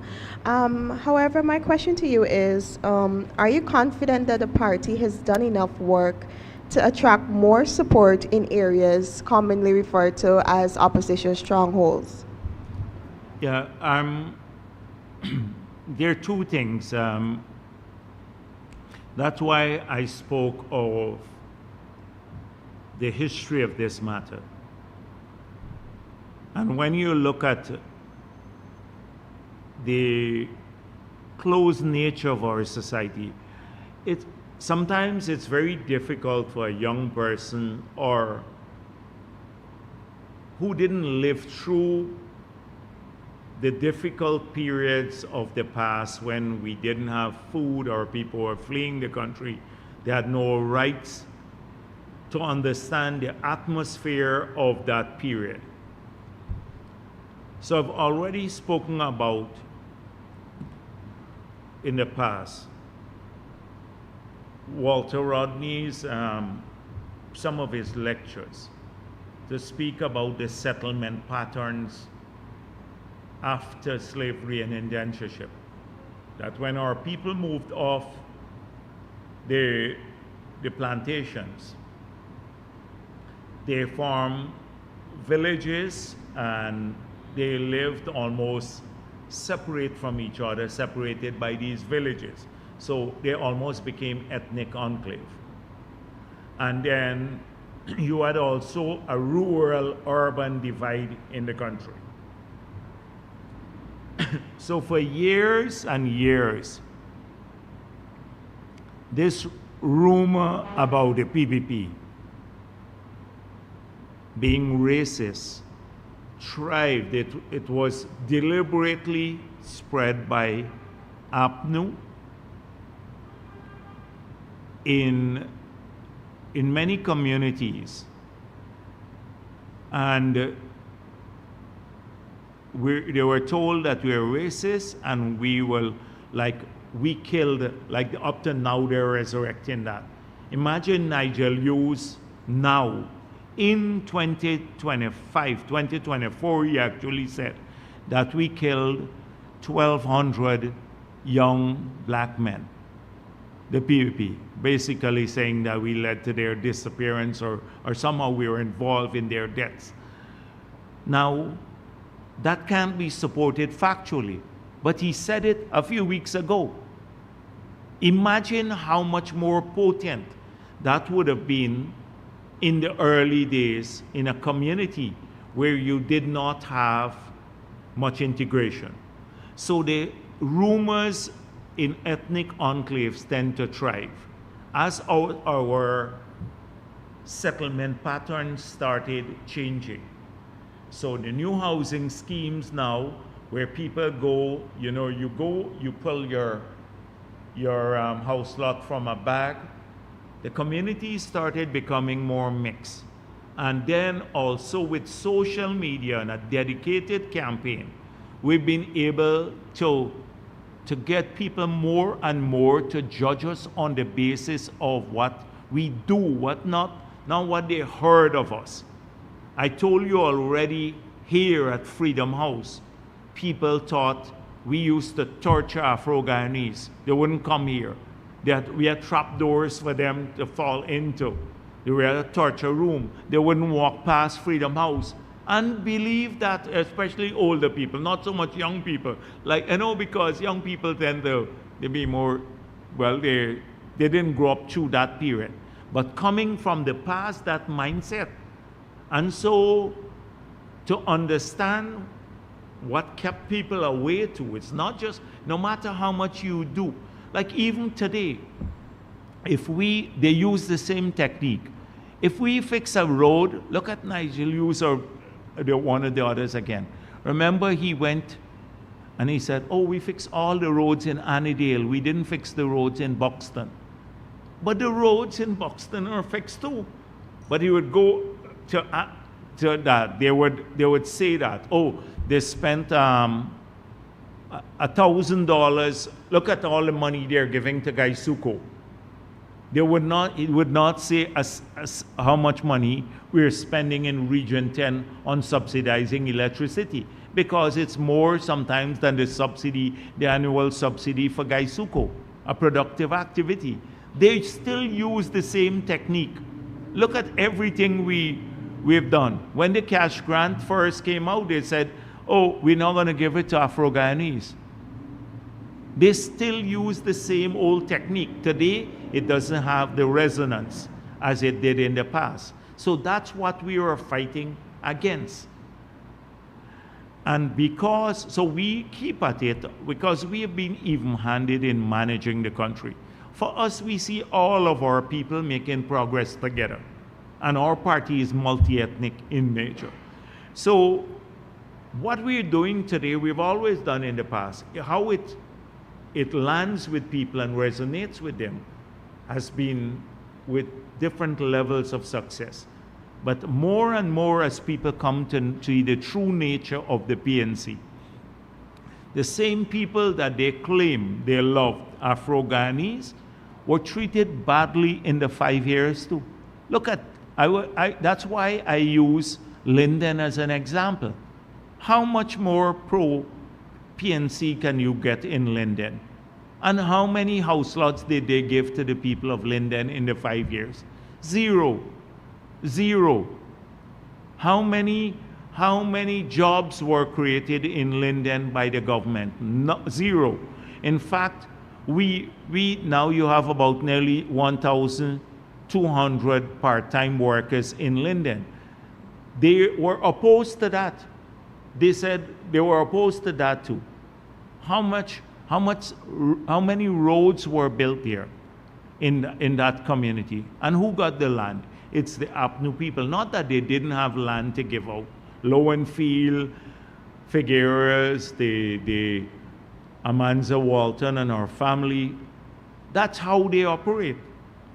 But they would tell the people, if you go to Linden today and you hear Sharma Solomon and the others, oh, we're the biggest racists because we're only doing 1,400 house lots in Linden and we're doing 14,000 at Wales. Never mind, you have more people living here on the coast. Oh, look what they're doing in Wales. Look how much money they're spending in Gaisuko, but you're getting shortchanged. This is the technique they use all the time. Every day, it's the dog whistle. And so you have to judge our progress to bring people into this party against that background. Look at the vilification of people like Roger Luncheon. Oh, they were stooges, sellouts, Clinton, Collymore, Roger Luncheon, Odinga Lumumba. They even say it up to today. If you look at this vile criminal, Rickford Burke, I saw a couple years ago, he posted all the Afro-Guyanese cabinet members and called them house slaves. Up to now, all of the cabinet members he posted and called them house slaves. You think nobody goes after him for that? The ERC has done nothing too. This is their typical way of trying to keep Afro-Guyanese from the People's Progressive Party. You see the people, first of all, they claim you couldn't get help. Look at the people that they went after most, like Stabrook and stuff. The Bamya Project, hits and jam people because they're supposed to be pro-PPP. How come they got a contract that big? They didn't go after many of the Indian contractors too. They don't want Afro-Guyanese to make progress under the PP. They nearly maybe over 1,000 young and not so young contracts that were given to Afro-Guyanese companies that started under the PPP. They're hostile to the people. Every day they vilify them. They're stooges. Not that they're Guyanese, etc. So that's what I want. That's what we have to fight against. That's the battle we wage every single day. To keep people away from us, because they know once people join us and they see how we operate and they see the collective, the internal collective that we work with, when we work as a team, they'll be shocked. They never want to go back to APNU, the way they treat their people. And so that's what we're doing. Every day, coming back to your question, every day we work for all of our people. We didn't say cash grant for PPP supporters. We didn't say a cash, the children, only PPP children will get the 50,000.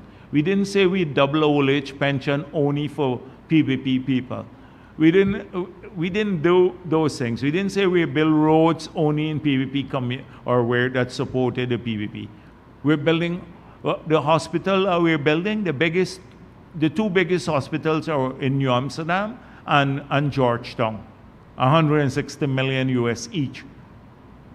So we didn't say it's only PPP communities they're going. When the bridge is completed across the Mara River here and it's toll-free, it's not PPP people alone who will use the bridge. In fact, they're opposed to the bridge being toll-free in Linden itself. In Linden, where that 4-lane bridge that is currently under construction will be toll-free, so that people there wouldn't have to pay a fee. But they're opposed to that. So that is what has them a little bit off. Because what do they say to people? You treat them badly, never fulfill your promise. How can they go back? Look at the polling agents. How can they ever find a polling agent who would want to work for them? They said the PPP bribed all the polling agents in the recount to sign the statements of poll. Imagine people work very hard for APNU the night of the elections and just, did their work faithfully, supported the party because they believe in the party. And now they said, oh, they were corrupt and these people should be investigated. Who would want to be a polling agent and for them? This is so we are working hard. I'm proud of the work done by the PPP. Are we perfect? No, the answer is no. We're not perfect. Sometimes there are mistakes made, etc. But on the face of it, all that we have done for the people of the country, we have a moral and development framework that we worked within in this party. And that's why we've been able to make sustained progress, and we have grown as a party over the years. We have grown. As I said the last time, we're the single party that contested against 14 parties and 2 other regional parties. 16 parties contested against us the last election. We won the majority, and now we'll have a bigger majority. Celestine Chacon, NCN News. Dr. Jagdeo, just one clarification. In relation to the announced allowances under qualification, which is set to be effective from January this year, we've received some calls. Which the qualifications yeah, for but which sector? under qualifications. Yeah, but for persons with you PhD. have nurses, and then you have like teaching profession and in the public service. So in which like a ministry, or is it in the education sector? Ministry. Ministry, public servants. Yes. Okay, all right. So in relation to that, we've received some calls where agencies have told their staff that they are only entitled to the grant if the qualifications, say, for example, PhD or master's is in their field. Can you say if this is so, or regardless of where they have attained their qualifications in whatever field, if they're still entitled to the Yeah, grant? but there is an equivalency. So I don't know what, there has to be a circular sent from the public service ministry, which will work this out with the union. And they have to sit and work this out. Not every human resources manager should have a different view. So I hope that's not the case, because sometimes we find this, that in every agency you have a little boss there who believes that they know how to interpret what the government wants. We should have one interpretation where the union would sit with the ministry, and then they would send out the clarification or the circular, and that circular must be observed. So I will find out if that was done. Secondly, I think there is an equivalency board, so the programs would have to be certified by the board, the equivalency board. So that is how it should obtain. But there must be one circular, and I'll find out if that circular went out. Mr. Jagdeo, Dennis Shabral Demrario. Sir, could you say if the disbursement of the Exim Bank loan is conditional on the settlement of the claims by CH4 Linsinka? No. No.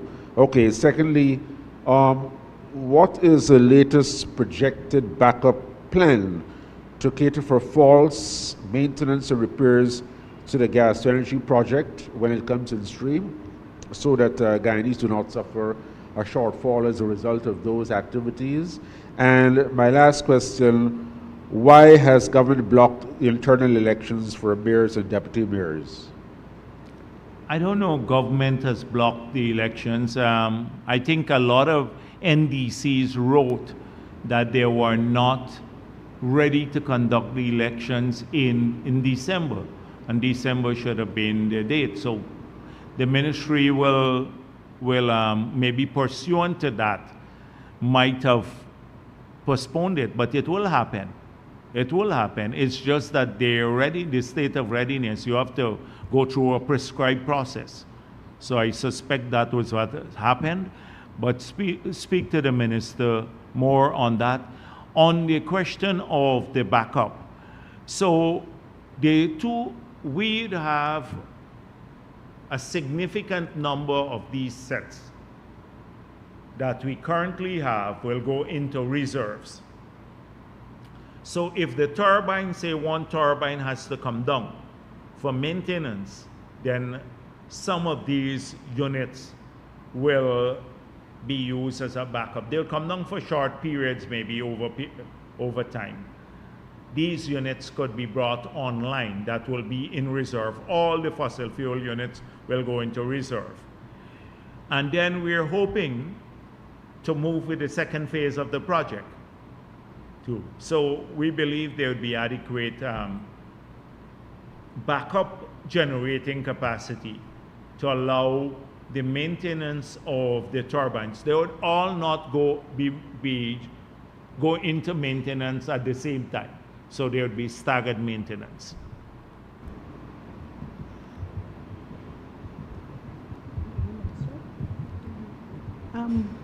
Marcel Thomas from the Starbuck News. Yes. The president had announced that there's a delay in the completion of the new bridge, and he just said in 2025, by the end of 2025, I don't think he announced that. I called.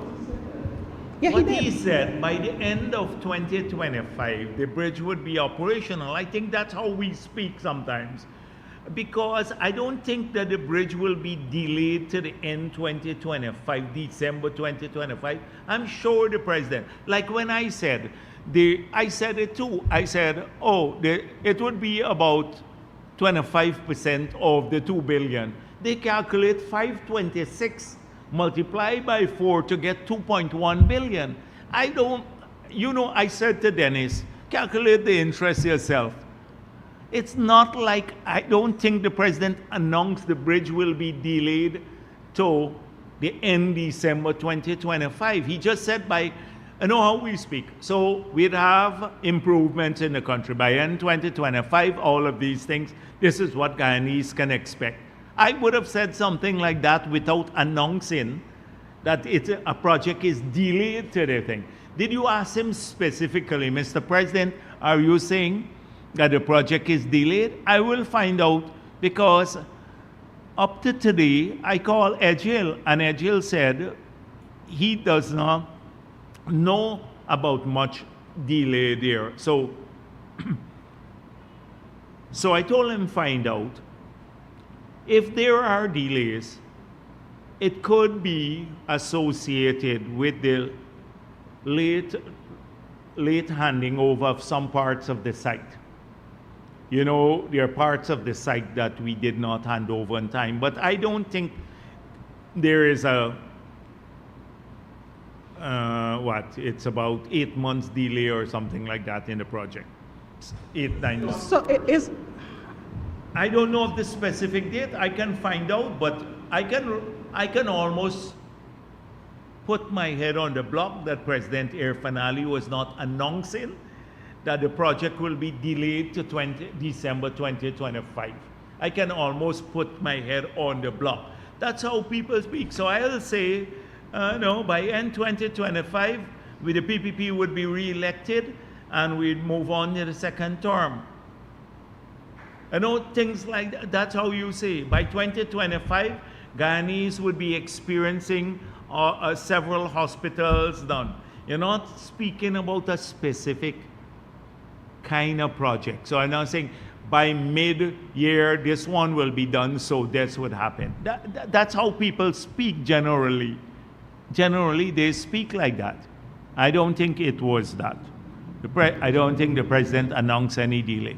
But as I said before, for me, if it's delayed 6 months or so, I see it being built here. It's being built. There's no cost overrun now. So far, there is no cost. We haven't approved the claims that Lenseca and CH4 made. So there's no cost overrun so far on the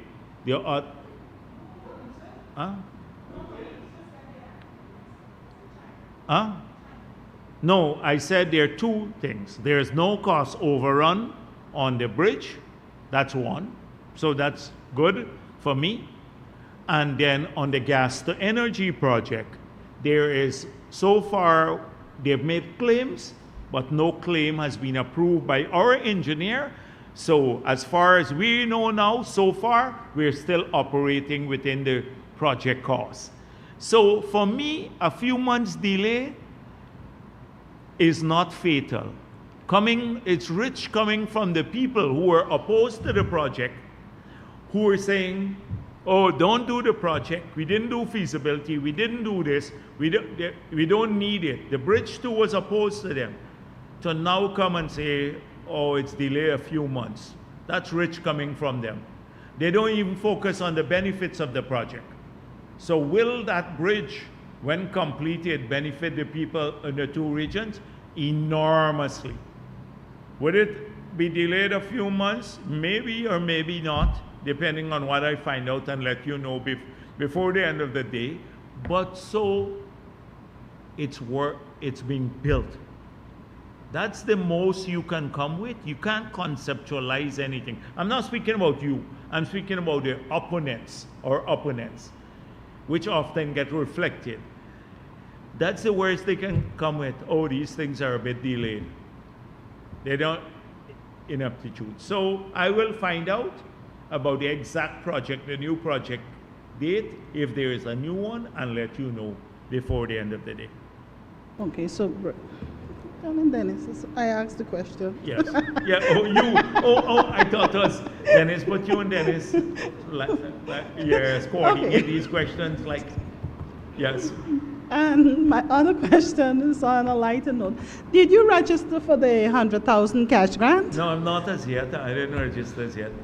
I'd have several opportunities to. I trust the system. I trust the system. So there'd be lots of opportunities. And I'm sorry for what took place in New Amsterdam. It should have never happened. We made it clear that we haven't started the registration in the 5 remaining areas.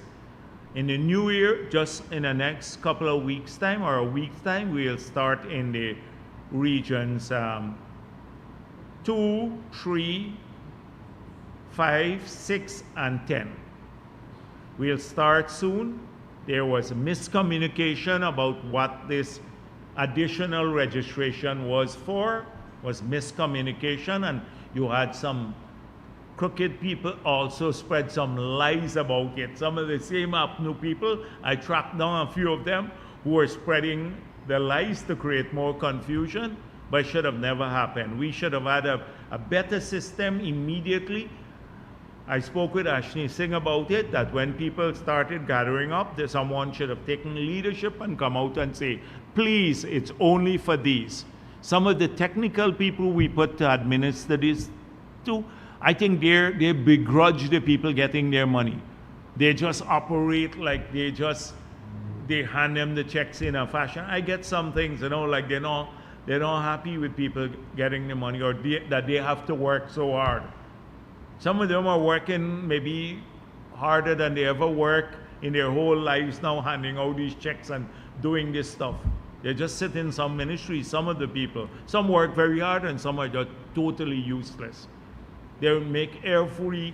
They, like old people come in, they can just go and say, help them quickly and get their stuff off. They just run people all around the place. And that's why with the pensioner stuff, we said the checks will be in these offices. Don't rush. It will be up to a certain date.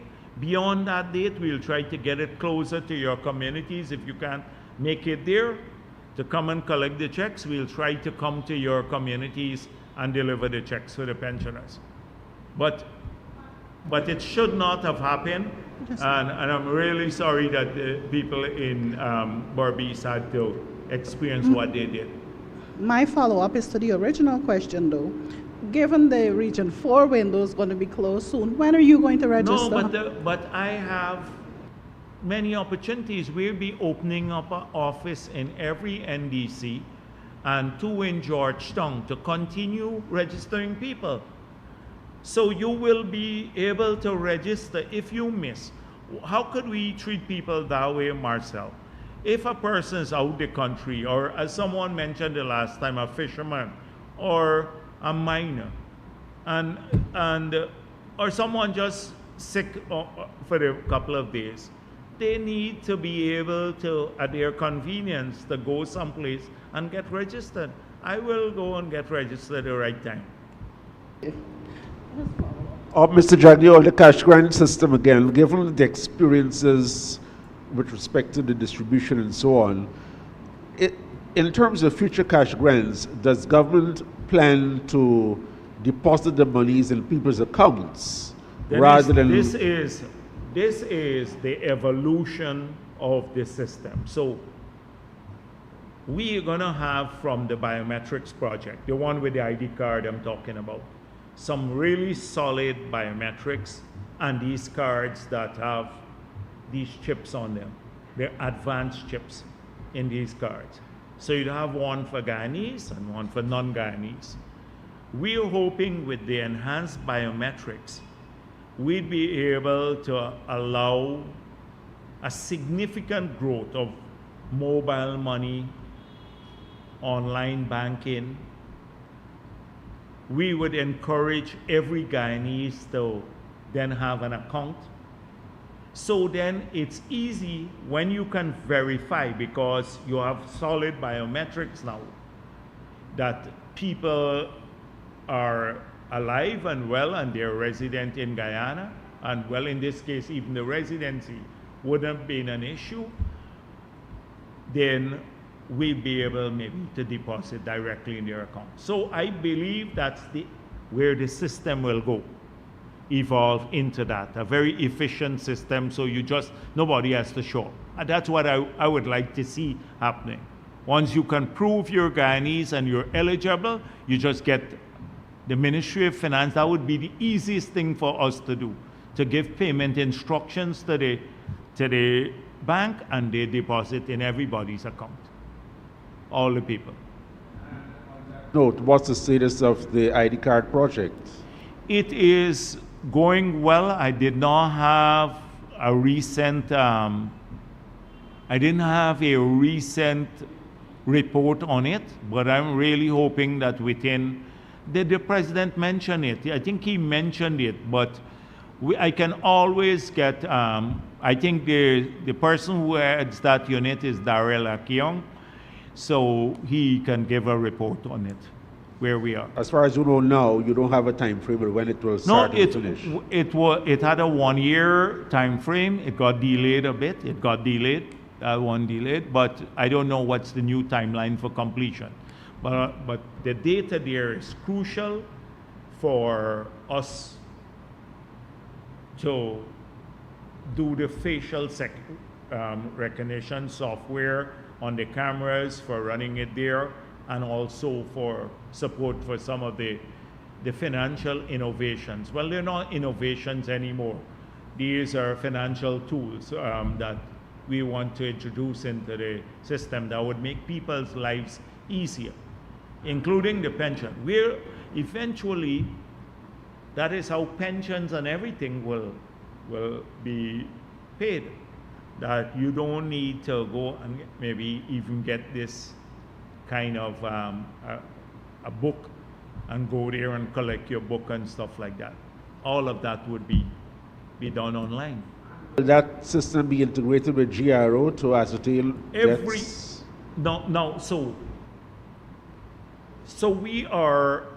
I had explained this one time. So what we're doing now, we're working in various ministries to digitize their functions. So the Ministry of Agriculture is trying to digitize some of its functions.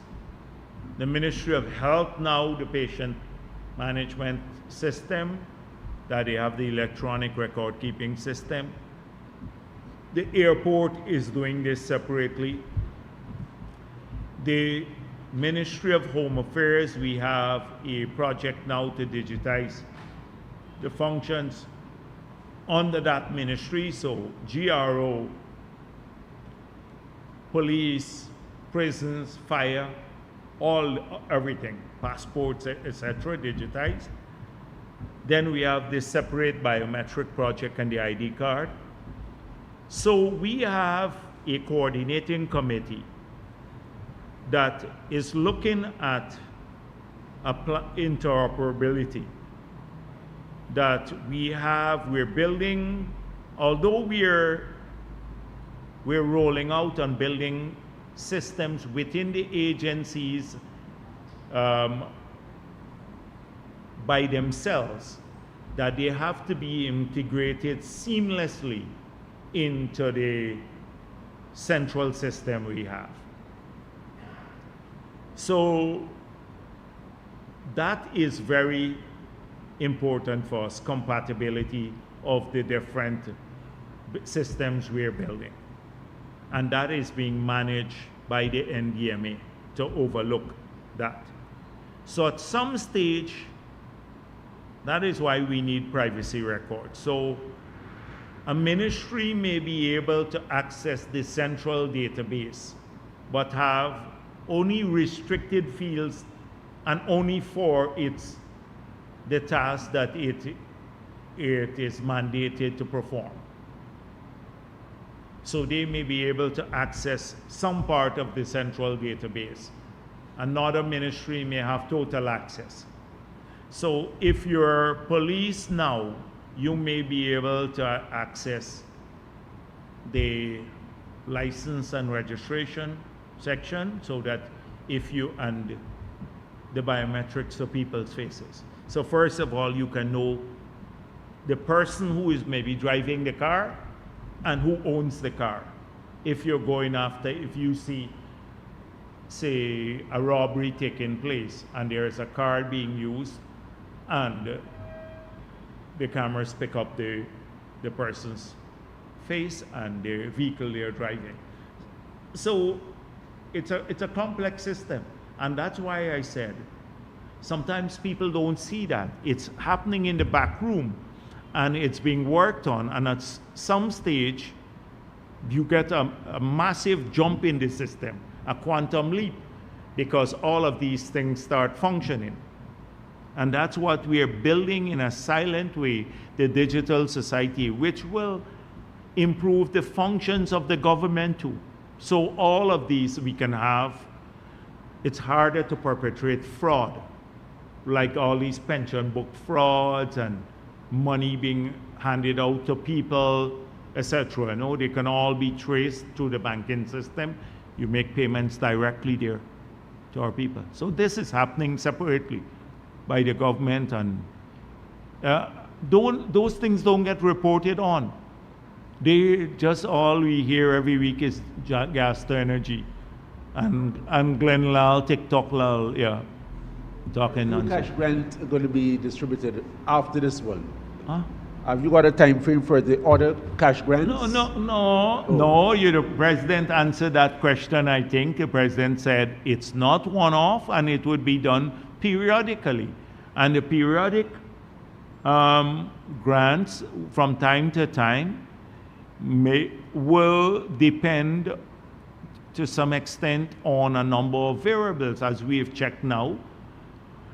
So we haven't even distributed this one. You want to know when is the next one, Dennis? Oh. So in the speech, so I just... No, but he said that there will be others in the future, but not, he didn't tell you when that will be. The man just committed that people were asking us, is this a one-off thing? And the answer is no, there will be more in the future, but it will be done, announced when the decision is made. So we answered the question, is this a one-off thing? And the answer is no. Dr. Jagdeo, Vanumanakcha in the Guyana Yes. Times. Did you meet with the Suriname's authorities on the gas monetization talks? And also, can you give us an update on the Mile Falls project? Have you retendered, or will it roll over to the 2025? Yes. So we'd have to retender the project. Right now, the last bid we got came in a long time. We didn't focus on it, but we'll have to retender that project. That's one. To be in the rollover to a 2025 manifesto? It clearly, what we've committed to is an energy mix that is sustainable. And hydropower is part of that energy mix. So it has to be part of our ongoing plan. So it is a combination of gas, wind, solar, and hydro. That's the energy mix of the future. So clearly, we're moving to the gas, which you saw will cut our emission profile. We're doing some solar, we're examining wind, but for smaller communities, and hydro will be a part of it. So it will have to roll over as part of our commitment to a cleaner energy mix for the future as part of our energy transition. So the answer is yes. On the Suriname thing, we had a technical committee that was established, and I think they're sharing information that is at that stage at this point in time. I have to ask Vikram Bharrat how far they got, because apart from the technical committee, he is the counterpart for those engagements, the sharing of information. So whenever they're ready, they will notify me, and then maybe we can program the meeting whenever they're ready. And the next thing is that Anil Nandalal answered the question about the legislation. I think he did. I'm hoping that he gets the draft to me soon.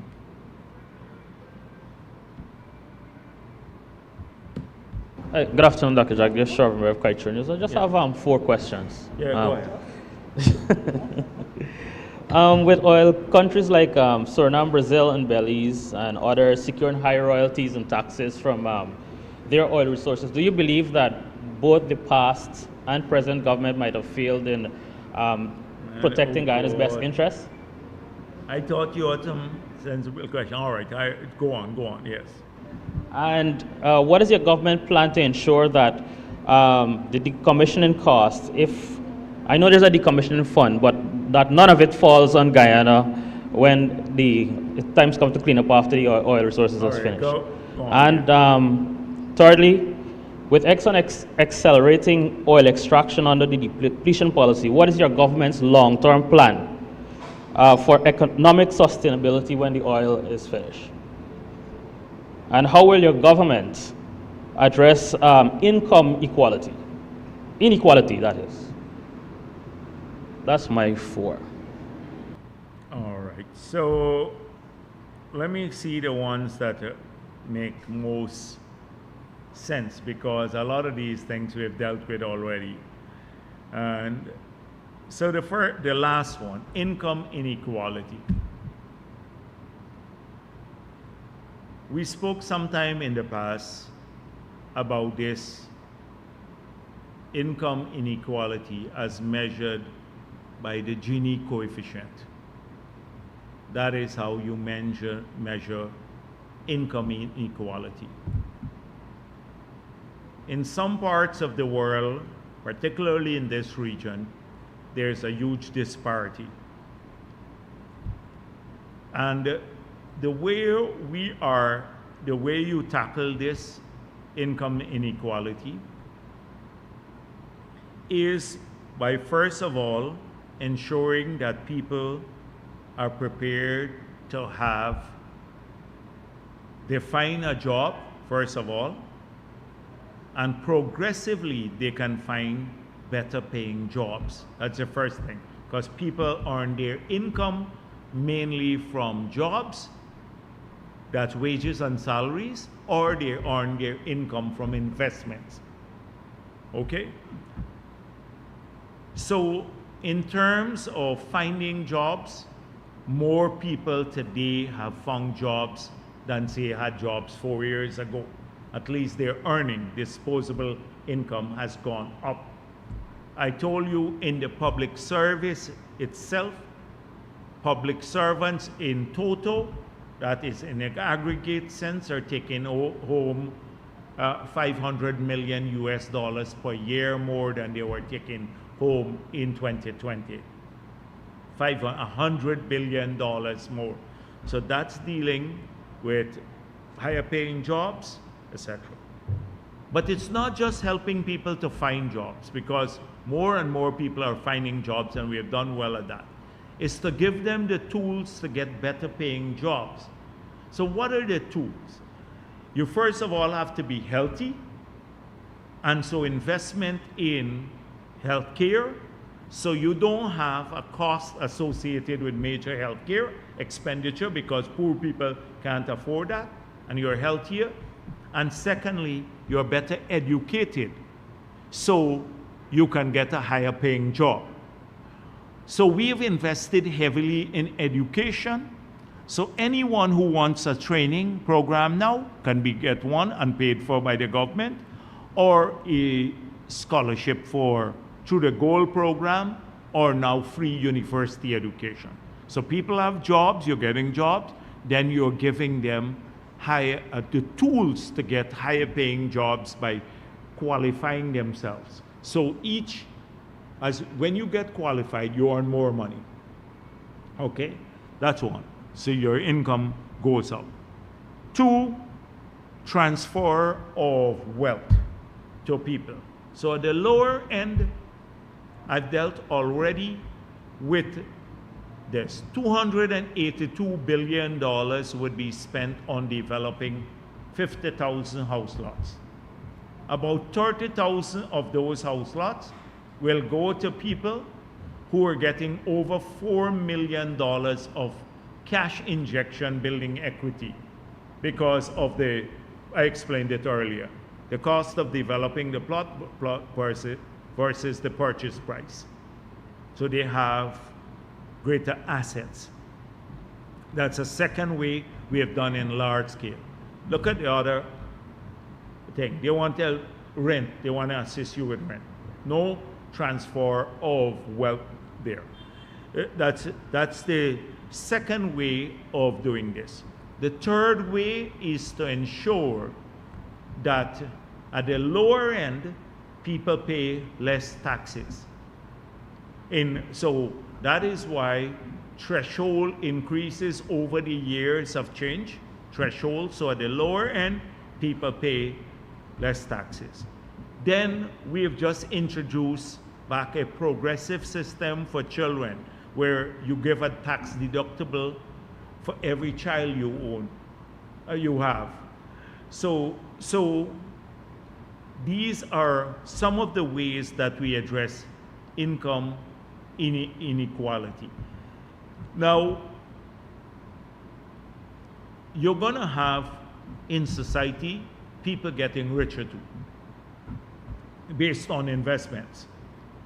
So including in any country in the world, if you look at that, there's a growth. So it's hard because if you look at some of the studies done around the world now, almost in every society, you have the widening of the gap between the super rich. Like, for example, if you own Bitcoin, in a single day, they could add maybe $300 billion to your value, billion US dollars, simply because the market moves up $300 billion. You can add that. When after the elections, Tesla and shares got a bump. In a single week, I think Elon Musk got wealthier by over $200 billion. How do you tackle that sort of thing? That's very different. But here you ask me about income inequality. We are targeting people at their lower end by making more opportunities. Better health, so they don't have to pay. Poor people can get better quality health care they don't have to pay for. They can get the tools to upgrade themselves free through a better education. They can find jobs with increasing income for people. They have more leisure, etc. That's how we're tackling income inequality. On the depletion policy,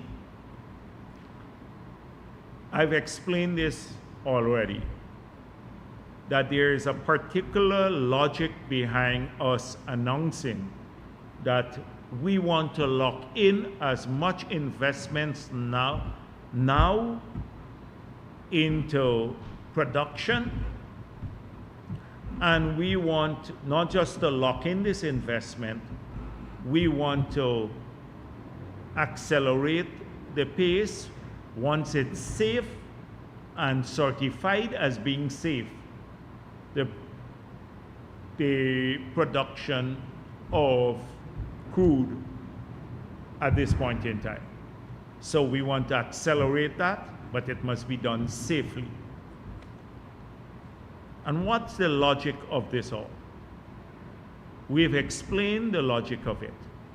Many countries today can't get the investments for fossil fuel that they want.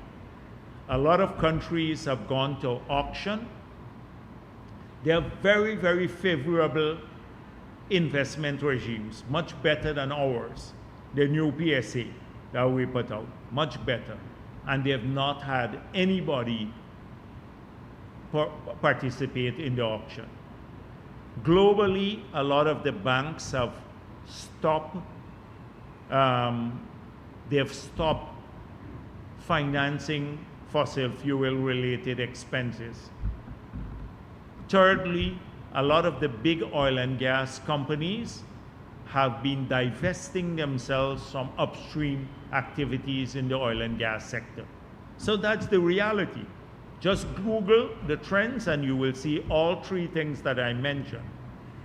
So in that context, it's becoming increasingly difficult to raise financing for fossil fuel related ventures globally. ExxonMobil has recently walked away from Suriname too. So they're consolidating, and you would see that around the world. So that's the logic of it.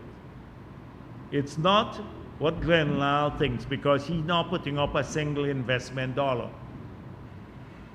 It's based on what happens globally. You have to be smart about it. You have to think through how you make the best benefit for your people at this point in time. You have to think it through carefully. That's one. That's the logic behind, first of all, locking in the investments now at this stage. The second thing is producing as much crude as early as possible, provided it's safely done. And why do you need to do that? Because already we had this announcement that the world is moving to net zero. Everybody is talking about renewable energies becoming cheaper now, and possibility of it overtaking maybe fossil fuel production as a primary source. It's still some way off, but in the future it may overtake and supplant fossil fuel as the primary source of energy.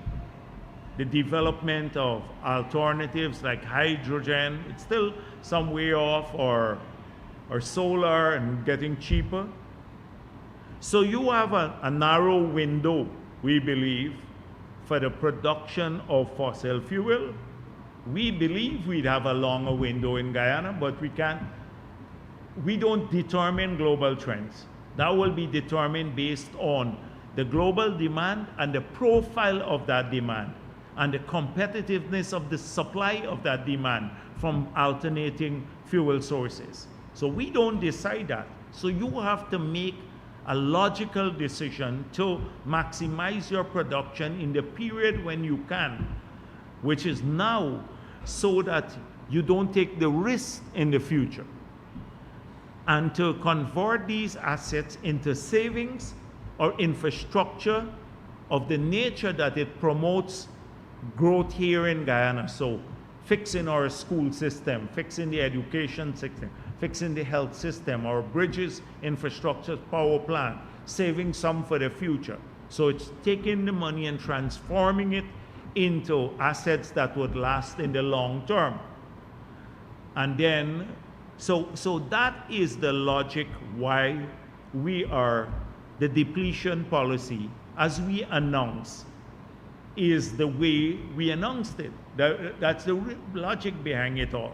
And that is why renegotiating at this point in time is not just a technical exercise, because first of all, the contract that was signed is very explicit. It says if you renegotiate, the two parties have to agree to the renegotiation. They have to agree. Exxon has already made it clear they don't agree to any renegotiation. They made it clear publicly and privately. So you have a dispute.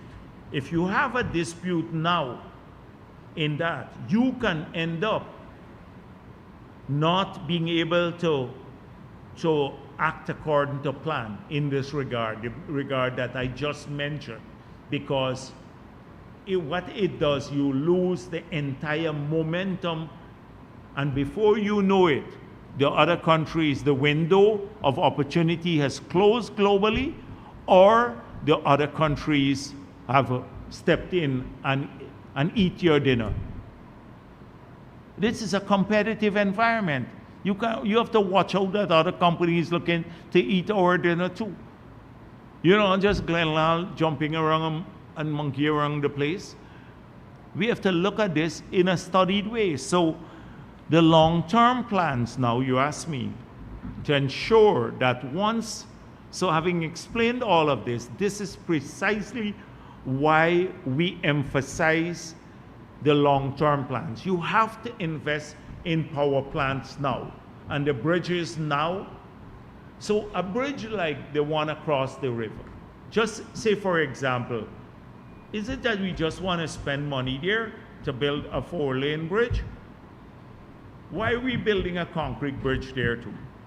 By building that concrete bridge, a 4-lane bridge, and allowing free movement without tolls, we've suddenly created the conditions for the industrialization of Region 3, because already we run out of room for industrialization in Region 4.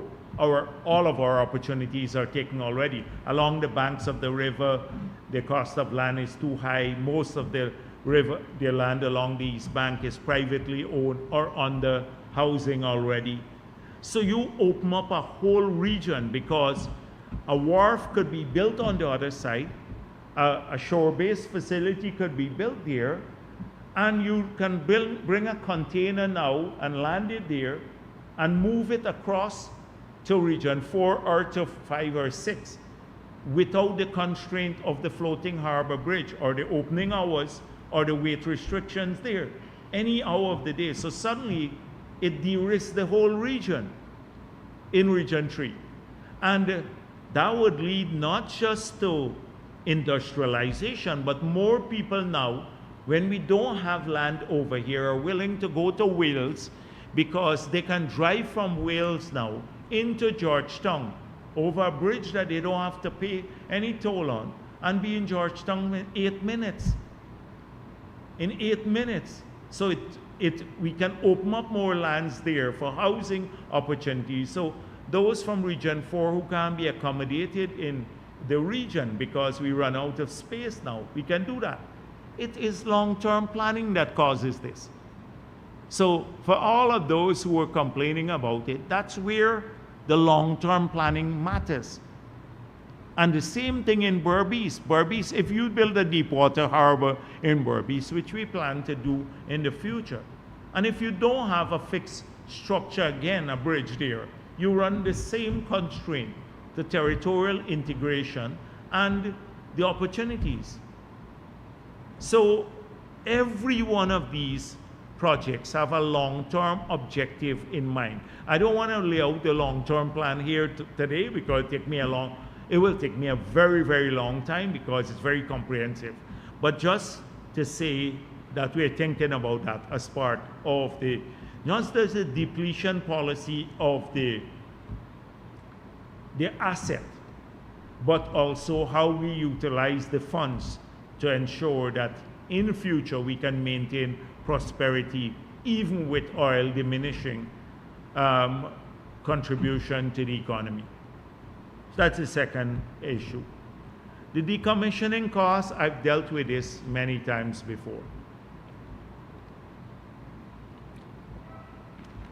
We can speculate what the decommissioning costs will be, and I don't want to do that. APNO again put the decommissioning costs will be kept by the investors in the truckman's agreement, the PNC's agreement. So they have been deducting money and keeping it in that account that they said they have. We know what the sums are. And I think that was given sometime in the past. I can't remember what it is now. But what did we do? The same way we changed the PSA and effectively renegotiated the other contracts outside the Starboard Block, we passed a new act. And the act now says, if you have decommissioning costs, you have to keep it in an account held jointly between the government and the oil and gas companies. And so the last permit that we issued, the Exxon is required to deposit the decommissioning costs in an account once that project starts into that account. We hope over time that all of the decommissioning money we'll be able to get it into that account from the previous projects. We're hoping over time, now that the law is there, that's the next talk we'll have to have with Exxon.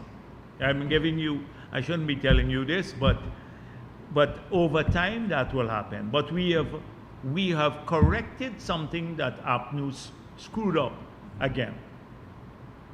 So that's how it's done.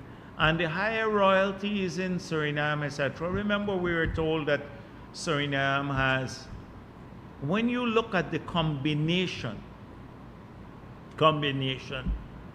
and the interest now in Suriname, we agreed that the royalty rate of 2% is too low. We agreed on that. So I don't see where the dispute is.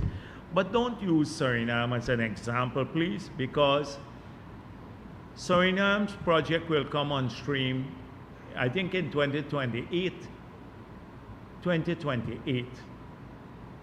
And it's compared to where we will be in 2028 and the revenue take, even with the lower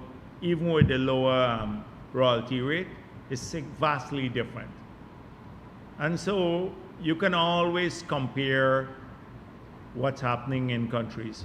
Compare also where the oil and gas companies are pulling out in droves from many parts of the world.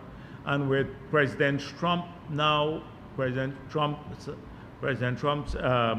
new policy of maybe supporting the oil and gas sector, I think a lot of the investments would flow back or be done in the United States of America. They're already thinking about building more LNG facilities to ship LNG globally, permissions that were denied by the Biden administration for the LNG facilities, etc. You may have more fracking, you may have more drilling in the United States itself, which will be competing with us too. So these are the 4 questions. Thank you. Follow up to one. The All one right, with go on, yes. the income inequality. There are some folks, especially younger ones, are arguing that despite the training that's being provided, some might have a degree, master's degree, but when they apply for a job, they're still not being paid what they think. So they tend to look outside of Guyana for higher income or market themselves there. How do you address that? But again, you have to also choose the sector. So as I said before, not to run down anyone, but if you study, or let me say, because I'm an economist, so economics, there is like a limit. Maybe I used to use another thing and people say to me, a couple of people call me. So you may have a limited number of economists you may need. But if you study something that is like globally, if you study something that is in high demand, the laws of economics and the laws of supply and demand and employment of people or not, human resources, rules and laws, don't change in every country. They're the same in the world. If you have a marketable skill, you get paid more. If you're an engineer now, you study engineering or say accountancy, you would probably get a job that's higher paying, and immediately you have the possibility of even starting your own company. But if you study an area in which there is less demand and you have more people studying there, the competition is there. You have to make those choices consciously what you study. This is not a socialist country where the state tells you what to choose, what you want to study. So you have to decide, am I studying something that is marketable? It's not just about government, working with government. I'm talking about your well-being generally as Guyanese, because government would only produce a fraction of the jobs in the future. The rest of the jobs will have to come from the private sector, like in any part of the world. Government employment is just part of overall employment. So it's up to people to choose, and they have to choose wisely. You don't have the government saying, oh, go and choose this topic. That's why we have, if you talk to Professor Opede, they have 180 subjects on offer through the Gold Scholarship Program. 180 on offer. Okay? All right. Dr. Jagdeo Ronald Singh. Yeah. Sir, there is a bit of uneasiness among some officers and ranks within the Guyana Police Force about promotion. Can you shed some light if there'll be promotions anytime soon? I can't deal with generic uneasiness because I don't know if there's uneasiness or not. So it's generic. And I suspect that every promotion season, people have expectations. They must go through a fair, proper process. And based on work done. That's how I see people getting promoted. But I hope that people are treated fairly in their promotion process. This is the hope I express as General Secretary of the People's Progressive Party, that people are treated fairly when promotion is decided. That's all I can say now, okay? Okay, thank you very much.